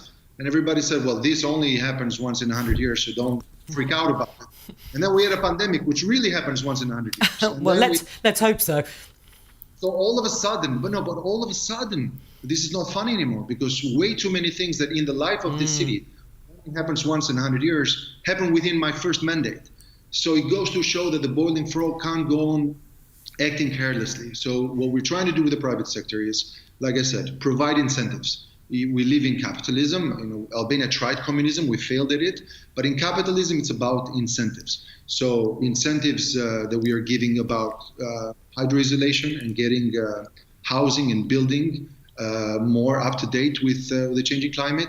Tax incentives for people who are either willing to retrofit, to do solar panels, or to get vehicles that are electric or hybrid to lower greenhouse gas emissions.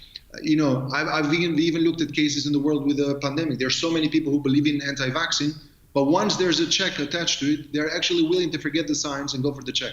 So it's about providing incentives. And when it comes to younger generation, it's about emancipation. We started this little habit in which every young person plants a tree for their birthday. Now, for sure, if you plant a tree, you will never cut one. But then you grow up literally, not metaphorically, with roots in the city. And I think the long-term project is to change this 10 centimeters. But until then, it's incentives, and they sure work. And the alibi that people say or people use, that, but we're poor and we can't afford it.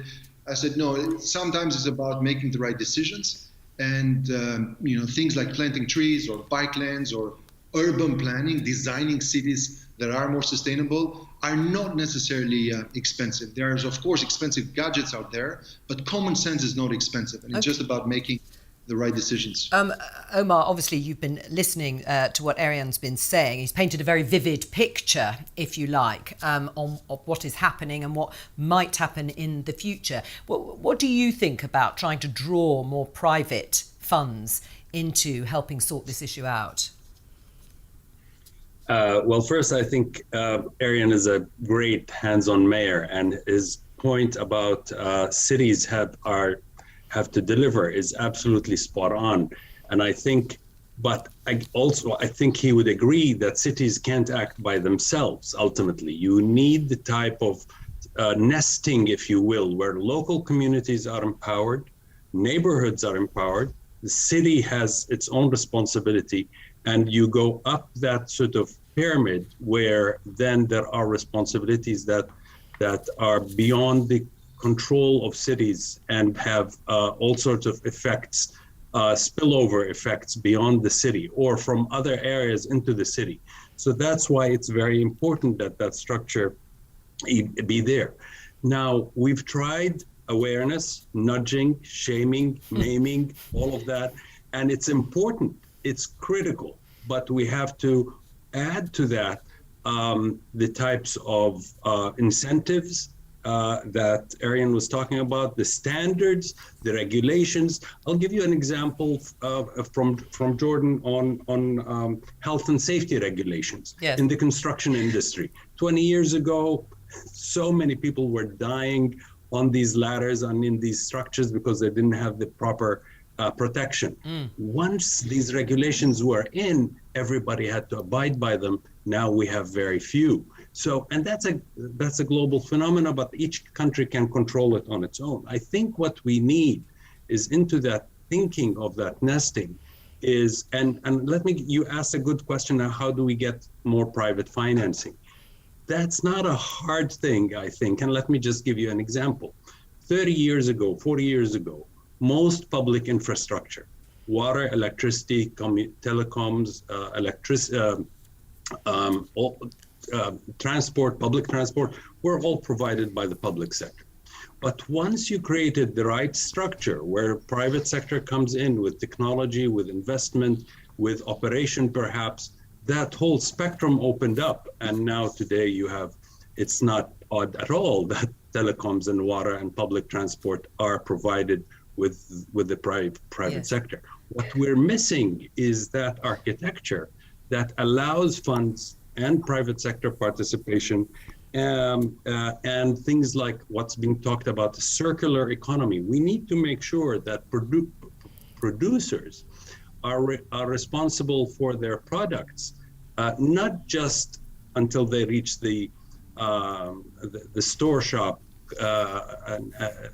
but throughout the cycle, so that we make sure that there's a real circular economy and a minimal a throwaway culture, and that has to be all over the world. Okay, well, just another reminder to all of you watching that we'd love to hear your thoughts too. We really do read every tweet, I promise. So please get in touch using the hashtag #BuildingTheGreenConsensus. Ekoswahi, I just wanted to ask you, insurers naturally have a much stronger business interest in local adaptation efforts than others in the corporate world. In your mind, is there a fundamental problem that other parts of the private sector don't have it in their interest, at least immediate and obvious short-term interest, to grapple with adaptation? Yes, so it's in the interest of insurers to actually contend with the adaptation question. And I really appreciated the interventions from the last speaker in terms of the importance of public-private partnerships. And that's what really we have been trying to do, which is the industry, as I mentioned earlier in my first intervention, talking about the protection gap, the need for better systems for protecting people, infrastructure, lives, livelihoods, right? And really very limited traction in terms of actually closing this protection gap. And so one of the things that we've actually tried to do is create, again, as was referenced earlier, the architecture that would allow for insurers to engage with the public sector on both sides of their balance sheets in terms of as investors, because they do invest, right? But also fundamentally in terms of underwriting. And so through the work that we are doing with the World Bank and with the United Nations, it's actually built on that understanding of how can we work with these public institutions that many developing countries are actively engaged in terms of their public financial management systems to imbue a better sense of risk management, but also to drive the kinds of innovative products that are needed and which insurers also need in order for the insurance to be a viable proposition in many of these contexts. And I'll perhaps share one example where in the case of the Caribbean, you had hurricanes, and we all know hurricanes pass through the region on a year in, year out basis. And these countries are affected, significant damage, but really had great difficulty in terms of accessing international capacity at an affordable rate. And so what they did was to pool their risk into a single portfolio, and also using some of the innovations that we have in the industry in terms of parametric insurance in order to access reinsurance capacity at a much more affordable rate.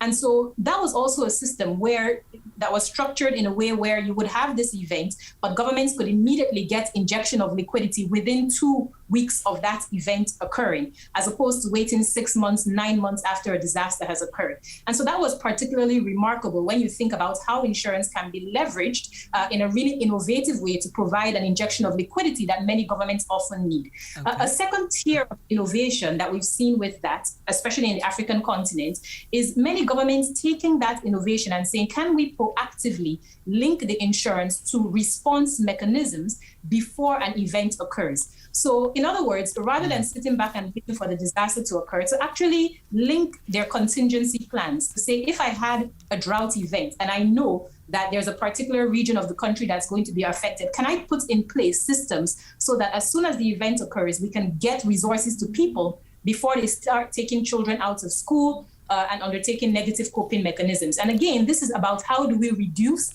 the impact of these events, but how do we deepen understanding of the risk and better risk management in our government system? Well, as you say, you're talking about the anticipation of these events that are happening, as Ariane said, more regularly than they're used to, for all the reasons that you suggest. Barbara, can I get you to look at these charts? They show vastly more climate finance has gone to mitigation rather than to adaptation. Is that necessarily a bad thing? Well, I think it is, in the sense, it's not necessarily a bad thing, because again, I think what we've seen in tracking climate finance over the last 10 years is that there has been a steady upward trend. And obviously it is important to do that both on the sectors that are related to mitigation and on adaptation side. I think what the problem is that just the trend on the adaptation side is much lower. I think what we know that obviously, if we meet, if governments, if everyone needs the goals that are embedded in the Paris Agreement, then we will also need, less kind of adaptation going forward. But we also know that we are beyond the point of no return, and that the planet is warming. So there will be, nonetheless, in any case, there will be, adaptation measures needed. So I think the problem here is that we just need to really further scale adaptation. I think there is issues also around methodologies and on how to track and how to understand the adaptation finance, but there is certainly action missing. So what we need is to really scale it up, and I think we need to use public finance much more effectively to unlock private investment. And I think, again, just what others said, this public-private partnerships is extremely important, and I think there is lots happening, but we really need to be much more careful on how we can actually, use the public money to really kind of cover some of the risks and the areas where the private sector just isn't ready to come in yet. And I think Ekos mentioned some of the innovative financial instruments that are out there, but we need to do that much more at scale. Okay, I mean, Ekos Wahi, can I just get you on that to respond to what Omar has been suggesting throughout this discussion, which is a global structure, some sort of standard, a set standard for regulations. Would that improve the flow of finance and the commitment to the sort of adaptation and mitigation that you talked about? I think that there is space for a global, I don't know if it is a compact or agreement in terms of how do we more proactively address around adaptation, right? But I also think that there is space for national action, right? And then there is space for different ways in which we can drive progress with this agenda. Certainly at a global level within the UNFCCC, I have seen over the last decades that I've been involved in this space, the remarkable rise of conversations around adaptation. There's also the Warsaw International Mechanism on Loss and Damage, where adaptation is also a major part of that conversation. But there is a lot more needed in terms of concrete commitments and delivery on those commitments from developed countries to developing countries. Because at this rate, we are not seeing any movement, and the outcomes, as we all know, are tragic and will be tragic for many. Right, Ariane, can I just get your reaction to that, but also whether you see a much greater role for citizens at a sort of ground level in trying to drive some of these initiatives and also public-private partnerships? Well, I mean, on the first question, I'm an optimistic by nature, but the signs are just not there for this type of. We're seeing that even the existing alliances are getting looser rather than firmer, and we're seeing that countries are backing towards interests of the day or geostrategic interests, and not necessarily the global good. I'm curious to see how the UN General Assembly will go on this week in New York, and it appears that everybody's prepared to make these big pledges, but follow-up, I think, is the question. Just to give you one idea, we had these 2 earthquakes in 2019, while the local and central Albanian government have already funded, and I'm already opening the schools. Most of the money pledged from those early days from big rich donors has not even started being processed yet. So the level of bureaucracy and the heavyweights are acting like 18-wheelers, taking forever to make these turns. But just to give you an illustration from a hands-on experience on how long it actually takes to deliver from the rich to the poor, even when it comes to emergency relief aid, like helping with an earthquake situation. So my second answer is yes, I do rely more on the average citizen to take charge, to live lives that I think are in line with the mission of keeping the climate cooler. I get excited, coming here back to the office. There was a traffic jam in the bike lane, which didn't happen before. It was completely uncool to be with a bike, post-communist Albania. So counting on kids to plant trees and on people to save water, and counting on people to look after each other by living a lifestyle that is adequate to these types of changes, I'd hedge my bet on that more than on the rich helping the poor, which sounds like a noble idea, but even when it happens, it takes forever. Well, I've taken to my bike too, coming to work. So there you go. Now, Omar, Jordan, something very particular to Jordan, is home to millions of refugees. So let's take this conversation down to a very practical level for a moment. We can see pictures here and ask how in practical terms we can bring in the money for climate adaptation that will help the futures of the people that we can see in these pictures. Well, Jordan today hosts 20% of its population are refugees. This is how large these numbers are.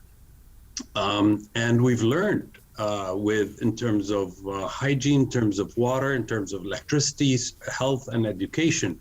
We've learned the hard way how to deliver that, especially for children, where Jordan is committed that no child be left behind, regardless of their country of origin. That's a very tough challenge, but we're taking it very seriously.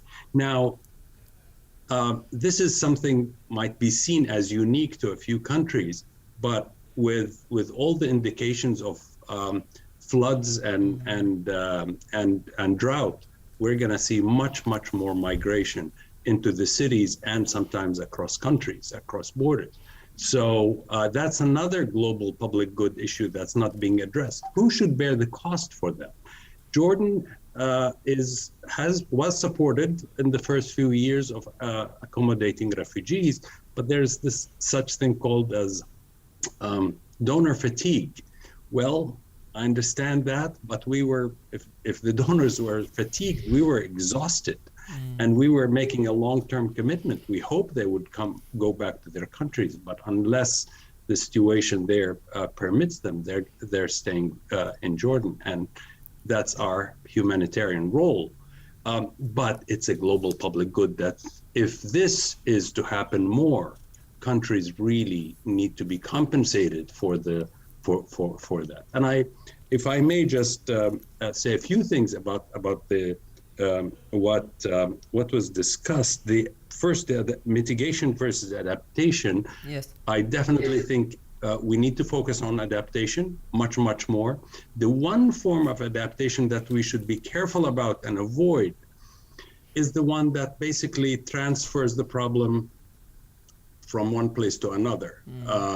And there are examples of technologies that are not solving the problem, but simply shifting it.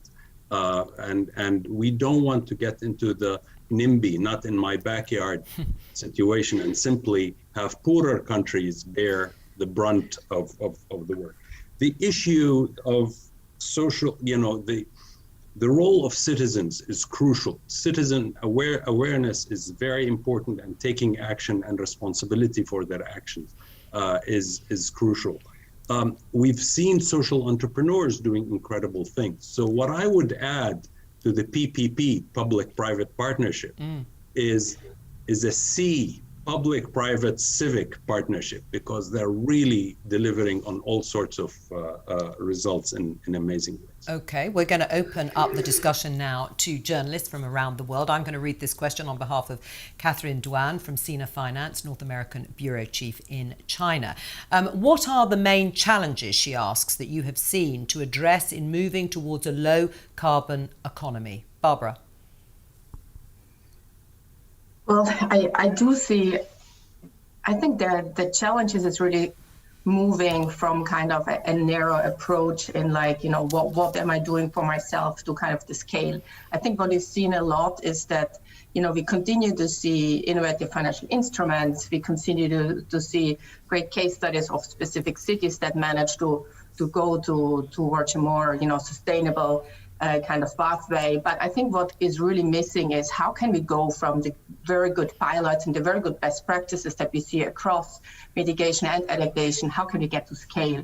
What is needed in order to really make sure that, there is, the scale and the speed that we need at the moment in order to get there. So I think, some of the elements that we've heard in terms of having the right policy environments, but having also accountability and integrity, and really making sure that you measure progress, that you have a chance to really understand how we are moving across the public and private sector is extremely important. And I think the other thing is, I think we need a whole of government and cross-sectoral approach. I think there has been too much work in silos, both within governments, but also within the financial community, in various, coalitions and silos from different types of actors. But I think what we need is really kind of collaboration and talking together in order to make sure that the sums of the many initiatives really get us towards a more sustainable future. Response from you, Arion, on that? Well, the biggest challenge is cities have fantastic ideas. Access to finance. Most cities have to provide a sovereign guarantee. So they have to go through central government. And usually, in this day and age, central governments are already topping up their loaning capability. So what we're experimenting with EBRD and the European Bank is that cities should be direct loaners, and we should be able to access finance directly. If cities have their bookkeeping all right, I think the old way, we're still doing loaning to cities like we were doing in the 60s and the 70s. So everything is modernized except for the way we give out loans. And I think for us, since the journalist has a finance background, that's our number one challenge. Arion, thank you for that. Let's take another question, this time from Rhiannon Bartlett Imadagawa, UK correspondent, Nikkei, Japan. Your question. Thank you. Financial services and banks in Europe are increasingly considering climate change to be a significant risk for business and will not fund certain projects. Is it time for industry-wide regulations and standards relating to assessing climate change risk? And by when will there need to be such a system to meet environmental targets? Right, well, we have discussed this a little bit, but more directly, Ekos Wahu. Yes, I think that we are actually seeing some of the, financial institutions taking this on in terms of, for example, the IMF now considering climate risk in terms of its portfolio. But you're absolutely right in terms of the impact that this is going to have. And one of the things that we have actually been trying to do within the IDF is encourage greater transparency around this risk so that people can have greater certainty in terms of how to deal with it or how it is being managed. So I do think that this is an area that's top of mind for a lot of public officials, but also a lot of private sector actors in terms of how they deal with this particular problem. Rhiannon, thank you for your question. I'm going to read the next one too. This one is from Dr. Olukayode Oyeleye, consulting editor, Business AM in Nigeria. His question is, what sort of incentives would be needed to discourage further deforestation and promote reforestation in Africa? Barbara, one for you. Sure, and just to add to the last question as well, I do think we need mandatory reporting. I think, it's fantastic to have a lot of voluntary initiatives, but I do come back to, what we heard also before. I think we need something more mandatory that we can really kind of progress. On the deforestation, I do think we need to come up with the financial instruments and business models that really value, keeping forests in the ground, and that the value, basically, that the additional benefits that forests have apart from just the timber.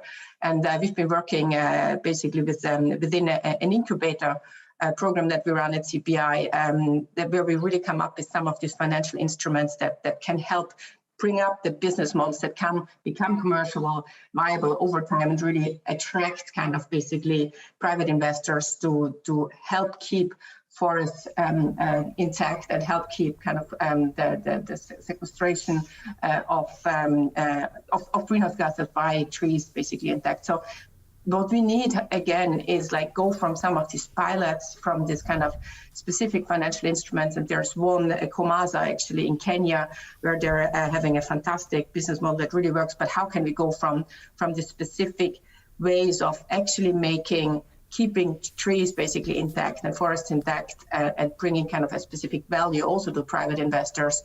How can we go from these pilots to scale? So I think we need to think much harder on how can we aggregate some of the smaller scale projects and really make them really attractive to some of the larger kind of investors, and in this way really make sure that we kind of just value more of the benefits that these types of ecosystems have. Barbara, thank you for that. Let's go to Bohan Georgievski, editor at Respublika in Macedonia. Your question, please. Thank you. A question for Mr. Arion. What are some of the crucial steps that can be replicated by countries surrounding Albania that would lead to them becoming more climate change resilient? Yeah, thank you for your question. I was just in Skopje and Tetovo the other week, and some of the problems are cut and paste. This obsession for cars needs to be mitigated. We are a high immigration to Western Europe, and I think for way too long, one way to show off to your neighbors that you made it in Germany or in Italy is to come back with a junk Mercedes or Fiat and turn the Balkans into a junkyard of fuel inefficient cars, and using every public space as a pedestal, all of our sidewalks, all of our lanes, all of our parks. This obsession has to stop. And I think it's not about drawing lines in the streets. It's about fixing these 10 centimeters. This is where we park our ideas, and I think that needs to change. Putting quotas absolutely helps. We were, as you know, you live in the Balkans, we try to tease and troll anyone with an idea. When we were the first city to put a quota of planting 2 million trees by 2030, everybody started to laugh and said, the funny mayor with a shovel. Now that Milan has a quota of 3 million trees by 2030 and other cities are doing, London wants to be a park city. Paris is doing the 15-minute city, which in the Balkans would work very well because within 15 minutes from where we live, there's a coffee house, a supermarket, the barber, the pharmacy. So it's about time to cherish some of our old ways, which were actually environmentally a lot more friendly. Things like stopping the use of plastic bags, it just takes the signature of a mayor. Things like bike lanes, they don't need a big referendum. So I think we need to be bold, and cities need to be pressured to deliver, in the Balkans too. Bohan, thank you very much for your question, and Arian, your answer. Final question from Michał Sutowski, editor Krytyka Polityczna in Poland. Go ahead. Thank you again. I'd like to ask a question that can seem maybe slightly controversial and maybe political, but still. What is to be done, actually, if some country is ruled by a group of people or a figure that is openly in denial of climate change, of climate crisis, especially if this country is ruled in an authoritarian or semi-authoritarian way? Should you, in your opinion, the private sector, which is interested in investment in adaptation and climate mitigation projects, try to either bypass the national authorities in some way, or rather it could or it should actively support, let's say, the regime change in that country? Do you think it's a viable option for the private sector? Yeah, well, that is a provocative question. Omar? That is a great question. Let me start with a concrete example in a different sector, trade, global trade. There's something today called the World Trade Organization, WTO, and it's an effective organization that makes sure that everybody plays by the rules, or else there are punishments, there are consequences to states acting out of the rules that have been established collectively for trade. Now, it's ironic and I think sad that WHO does not cover issues of environment, and labor, perhaps, so that we have a level playing field between countries, not just trade regulations. So this is a long way of getting back to the question. Human rights are extremely important, and there are countries that are sort of authoritarian or even democratic, but dysfunctional democracies where you have people very short-term oriented, without a structure that nudges them to play by the rules, or else there would be consequences. We're not going to address this problem at all of climate change. The CO2 emissions are a global public good. Unless everybody knows that everybody's in it together, and if you're out, there would be consequences. And it's much better to join in than to stay out of it and play by those rules. It's not going to happen. And some people might say it's so far-fetched, and it is not easy. But I think we're at a historic moment, not dissimilar to the creation of the nation state itself in the 17th century. And for the last 200 years, the idea of a nation state, of a country, has become standard. In the 1920s, the League of Nations started with 20 countries, and it sounded ridiculous and undoable. In the 1945, we had the UN established, and at the time, only 50 countries, I think, joined it, and then took a while for others. I think the time is pregnant today for a structure, whether it's through the World Trade Organization and expanding its mandate, or an organization that looks at country behavior and whether they're dumping environmental consequences and spillovers on others, or they are in the opposite of that, actually taking initiatives. And there has to be that sort of structure. Michal, thank you for your question, and Omar, thank you for your response. That's all we have time for now, I'm afraid. Thank you so much to our fantastic panellists and questioners for taking part. Still to come in the final stages of today's event, we'll have Odile Renaud-Basso, President of the European Bank for Reconstruction and Development, in conversation with Werner Hoyer, President of the European Investment Bank. Stay tuned for that, but that's all from us for now. See you in a minute.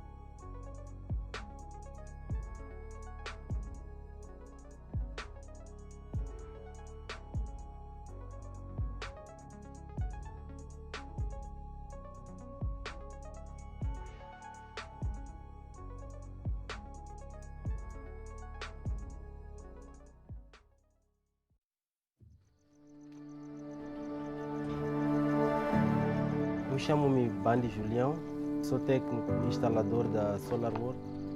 As comunidades estão a sofrer devido à falta de energia. Eles podem ficar por mais de 6 a 1 ano sem energia elétrica. Por mais que um distrito tenha energia elétrica, a energia tem tido cortes frequentes e não é tão rentável. A SolarWorks decidiu instalar estes sistemas na perspectiva de ajudar, porque a comunidade sofria por não ter a rede elétrica. As dificuldades de acesso à energia começam porque a localidade não está ligada à corrente nacional. Teremos iluminação numa primeira fase e também teremos acesso a equipamento eletrônico. Estamos a falar de balanças eletrônicas, estamos a falar de lâmpada ginecológica, estamos a falar da utilização de um computador que já está cá conosco, que era um pequeno constrangimento na sua utilização. O hospital aqui no distrito é muito longe de Nhaçato, é 53 e poucos quilômetros. Tendo essa unidade sanitária, esse hospital, fica mais fácil, principalmente para mulheres grávidas, porque se nascemos em casa, corremos muitos riscos.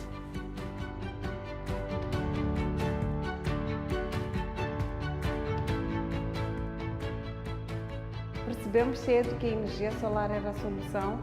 Esta energia traz mais-valia enorme para as pessoas que vivem em zonas rurais. Algumas delas são pessoas que nem sequer pensavam que um dia pudessem ter energia nas suas vidas. E esse sistema veio para ajudar. Acredito que a comunidade em geral está muito satisfeita pela instalação do sistema.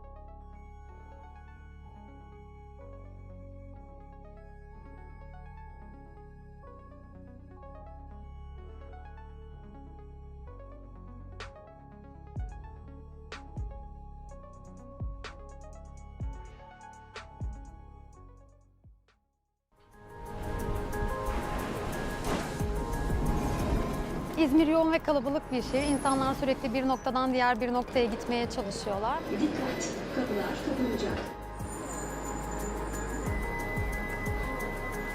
Eski metro araçlarımıza göre yeni metro araçlarımız hem yolcularımız için hem de sürücü için daha geniş ve daha ferah.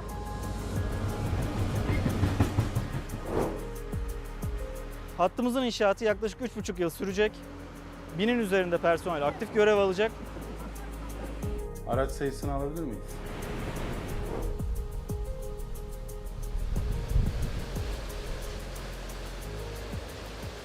Bu gemiler 80 metre boyunda, daha konforlu. Diğer gemilerden daha büyük. Makinaları daha güçlü. Daha hızlı gemiler. 15 knot seyir hızına çıkabiliyoruz. Oturma alanları çok daha rahat. Daha verimli yol alıyoruz. havalandırma sistemi çok daha iyi iç mekanizmada, iç alanda. Our vessel is about to dock to the pier. Körfez'de bir sıkıntılar oluyor, trafik sıkıntısı, ne bileyim bağırış, çağrışlar, kornalar hep insanları rahatsız ettiği için şu yolu tercih ediyoruz.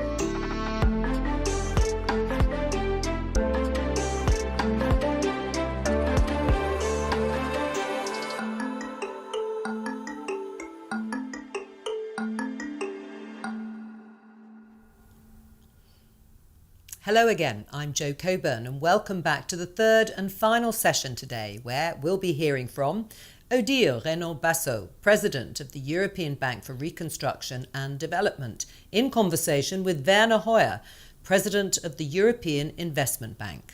Now, in today's final session, we'll be asking why public finance matters. Where are the gaps in the free market that public money may need to fill in the fight against climate change? If you've got thoughts on that or any of the other topics that have been raised today, what could be better than whipping out your phone and sharing them with us using the hashtag Building the Green Consensus. Now, without further ado, the moment you've been waiting for. A few days ago, European Investment Bank President Werner Hoyer sat down with fellow President Odile Renaud-Bassot of the European Bank for Reconstruction and Development to tackle the big questions at the heart of this session. Good morning, Werner. I'm very happy to have the opportunity to have this conversation with you. I think this is in the context of a joint event our bank are organizing, and I think this is a very timely moment because we are all thinking and heading towards COP26. We just come out from a period where we had the extreme climate event. I think the summer was extremely challenging in a number of places in the world, from Canada to Europe to America, and I think that the issuance of the IPCC report a few weeks ago is also really sounded the alarm and showed how quickly things are evolving, how clear also the science is about what are the challenges, the reality of the impact of human activity on the climate change, and the fact that things are moving much more quickly than what we expected, and that there is really a sense of urgency for action now. So I think this is really the right time to exchange about what we can do about that and what we could expect, what we should expect from COP26. And in my view, maybe to start, I think there are 4 or 5 issues that would be very important in this context of the COP26 and the capacity to be able to deliver. The first one is to have trust and to build confidence between the parties. And we know that there are contentious issues, there are a common but differentiated responsibility, but I think the world will manage this only if everybody is on board and it's playing its role, making its part, and deliver on its commitment. The second element, which is very important in my view for the success of COP26, is to have ambitious commitment from all the countries. A lot of countries have already issued some NDCs, so national determined contribution, but we can see that the level of ambition is not sufficient. Overall, some countries are doing better than others, but I think the overall level of ambition is not there yet, and we need to step up. The third element, I think it's, in my view, very important to have a long-term objective, this commitment to net zero in 2050. But what is also extremely important is action in the short term.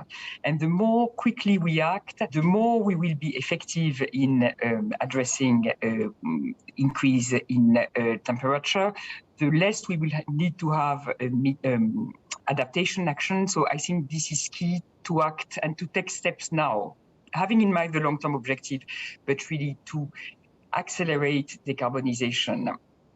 And the last point I wanted to make is public money will be important. I'm sure we'll come back to that. The action of public institutions is very important and can play a big role. But what is also very important is to get all economic players aligned on this objective. And this implies to have the right market signals, to have clear and convincing market signals that will show the way and trigger some action from the private sector. I mean, this is my view, but I would be very happy, Werner, to hear from you also what are, from your perspective, the key elements coming, looking forward to the COP26.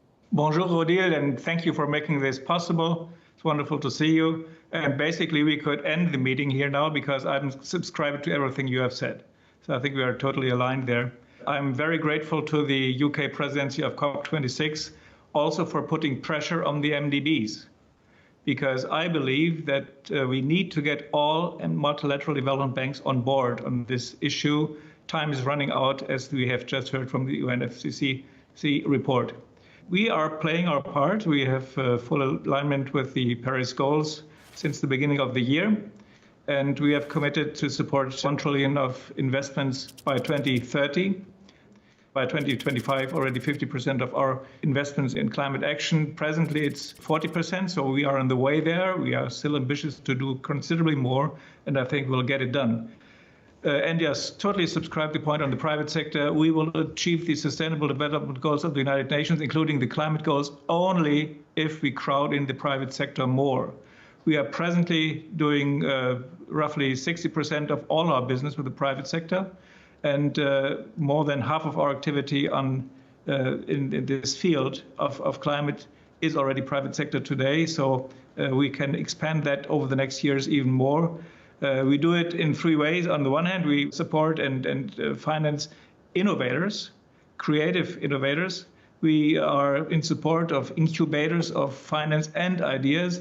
And of course, we are in an extremely good exchange with the asset holders, where a lot of things have changed over the last years. 5 years ago, it would have been impossible to go to Davos and talk to private asset holders and inviting them to finance climate projects. This has totally changed.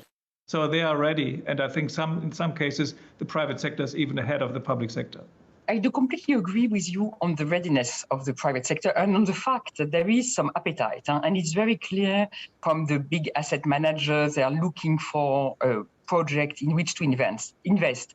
And that's why I think one very important component also is to develop, to drive policies so as to make markets, to create markets for green and sustainable investment. And in a way, I think this is very much something on which MDBs can act. So not only providing financing and financing project, which is indeed, at the core of our activity, but one very important dimension also, in particular in this climate change, to deal with this climate challenge, is to ensure that we mobilize all our competencies and our knowledge to support the countries to design and to define the right policies. Because I think that this is the experience we have, for example, in a number of countries. Having the right regulatory framework, having the right market organization is extremely important to be able to attract investment in renewable, for example. Of course, we are also doing a lot with our financing. As Werner was saying, for the EBRD, the objective is also to have 40% of all our financing in the green area. We will be at 40% or maybe slightly above in 2021. And we have this objective of 50% in 2025. And the other very big, important element driving our financing and the project we support is the commitment to be fully Paris-aligned by the end of 2022, which means, as is the case for the EIB, that we look at each and every project to be sure that this is consistent with the objective of the Paris Agreement. Well, as a shareholder of EBRD, I might say that I'm very happy that we are obviously on the same track and that we are sharing the objectives. So let's work on it together, and let's not hesitate also to bring the message to the other MDBs. No, I think that's very important. What is also important in the work among MDBs is to agree on common methodology. I think that's in the climate challenges, one of the big issues nowadays is to have common terminology, common definition, and this is true for the private sector. There is a lot of work on taxonomies and having sort of same kind of reference when we decide that something is green or not. I strongly support your words on alignment of definitions and criteria and methodology, because we are not there yet, to be quite honest. We have international institutions who consider a climate project which other institutions would never consider ambitious enough to be considered a climate objective. So we have to align these definitions and criteria, and this is why I welcome so much the work going on the taxonomy, because if we really want to crowd in the private sector and the private investors to give us their money, then we must make sure that they can rely upon the content of the projects they finance together with us. So I totally welcome this. And this will be particularly ambitious and difficult in the context of adaptation, because we both participated last week in Rotterdam at this impressive event with King Willem-Alexander and Ban Ki-moon on climate adaptation. And there we must, I think, still do considerably more. We must step up our efforts. And you are totally right that this involves also more alignment on the question of measurement and taking into account climate risks. I think we should also work on issues like knowledge gap. We need to overcome the knowledge gaps and support clients and private businesses in understanding and dealing with climate risks and opportunities, by the way. We must also, I think, try to bridge the huge finance gaps. The investment needs are enormous. So we are talking about quantum leaps in the need for much higher volumes. And finally, we must concentrate a lot of our work on the green transition, because we have regions, areas, and social parts of our societies which are particularly challenged by the transition to more climate change adaptation. So it's a lot to do, and I think that the institutions in London and in Luxembourg can cooperate very well on this. Oh, yes, I completely agree with you on these two issues of adaptation, technology, and green transition, and then just transition. And let me come back on these elements. I think on adaptation, I I was really struck by the discussion we had on last week on the need that there is, it's not a trade-off between mitigation and adaptation. I think we need to do both. Now it's clear that in any case, there will be an increase in temperature. It's already taking place, and therefore adaptation is absolutely key. And on adaptation, we will need some public money, but we need also to bring the private sector on financing resilience in the countries in which, in all countries of the world. And adaptation is particularly challenging in Africa, but it's also, a challenge everywhere. For example, as I was saying, we intervene a lot in Central Asia, and in Central Asia, glaciers are really melting down, and this has an impact on the stability of access to water, geopolitical impact, energy source, and so forth. So the increase of temperature will have a huge impact on all the stability of the regions. And this is also related to just transition, because for a number of countries, but also for people in some countries, the impact of the transition is huge.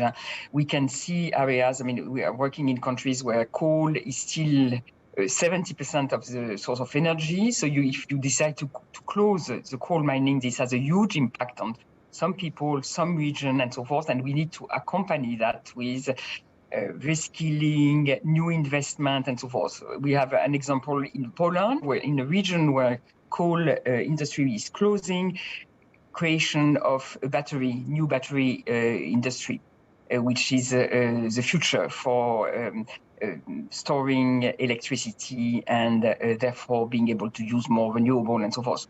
Clearly, from the beginning, just transition was a cornerstone of our activities on the way to the climate change roadmap that we have developed and decided. But we must also be quite clear that the success of all our activities and efforts on climate change will not only depend on what we do in Europe, but what we do beyond. And you are right, we must help the developing countries, but I don't see this only as a challenge.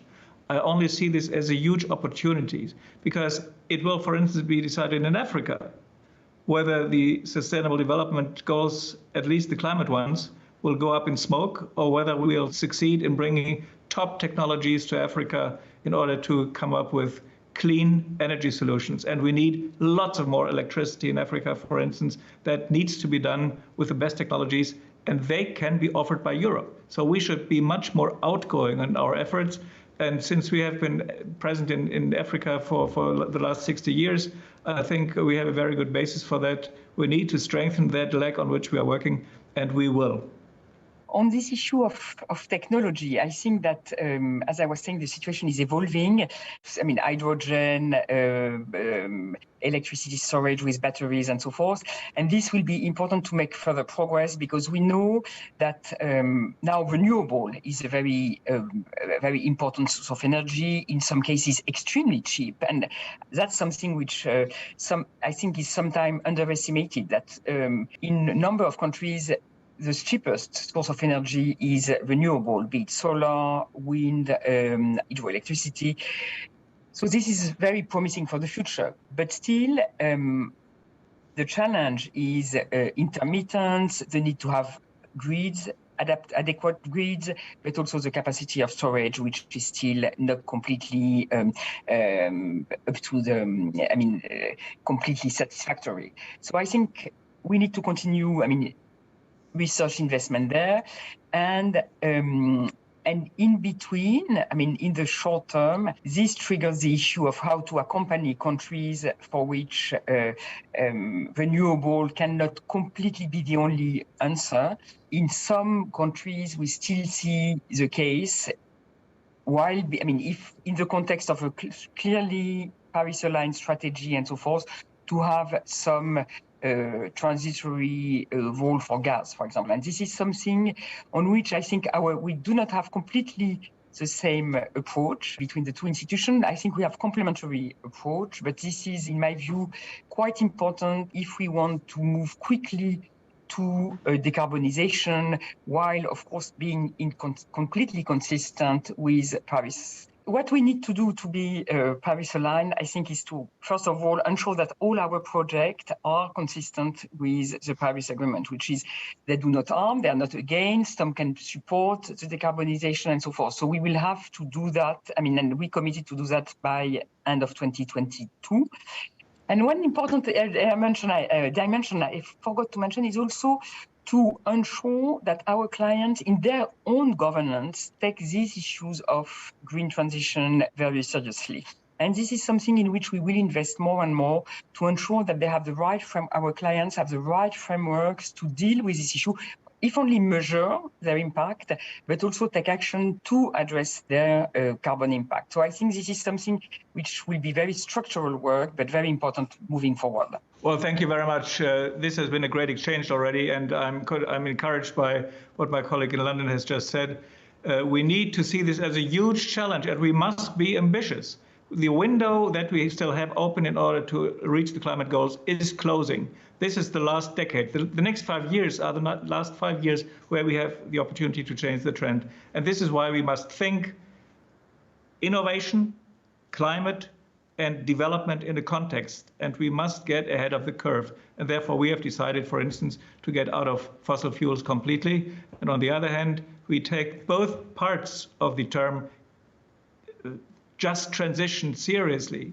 Just, yes, we must help those people who are leaving the coal mines now in parts of Europe, for instance, in the world, which need to be closed soon. But it's transition, and it's nothing that should be perpetuated. Thank you very much. It was a great pleasure to be with you, Odile, and with our audience. Thank you very much, Werner. Well, thank you so much to both Werner Hoyer and Odile Renaud-Bassot for such a fantastic, illuminating discussion. That's all we have time for.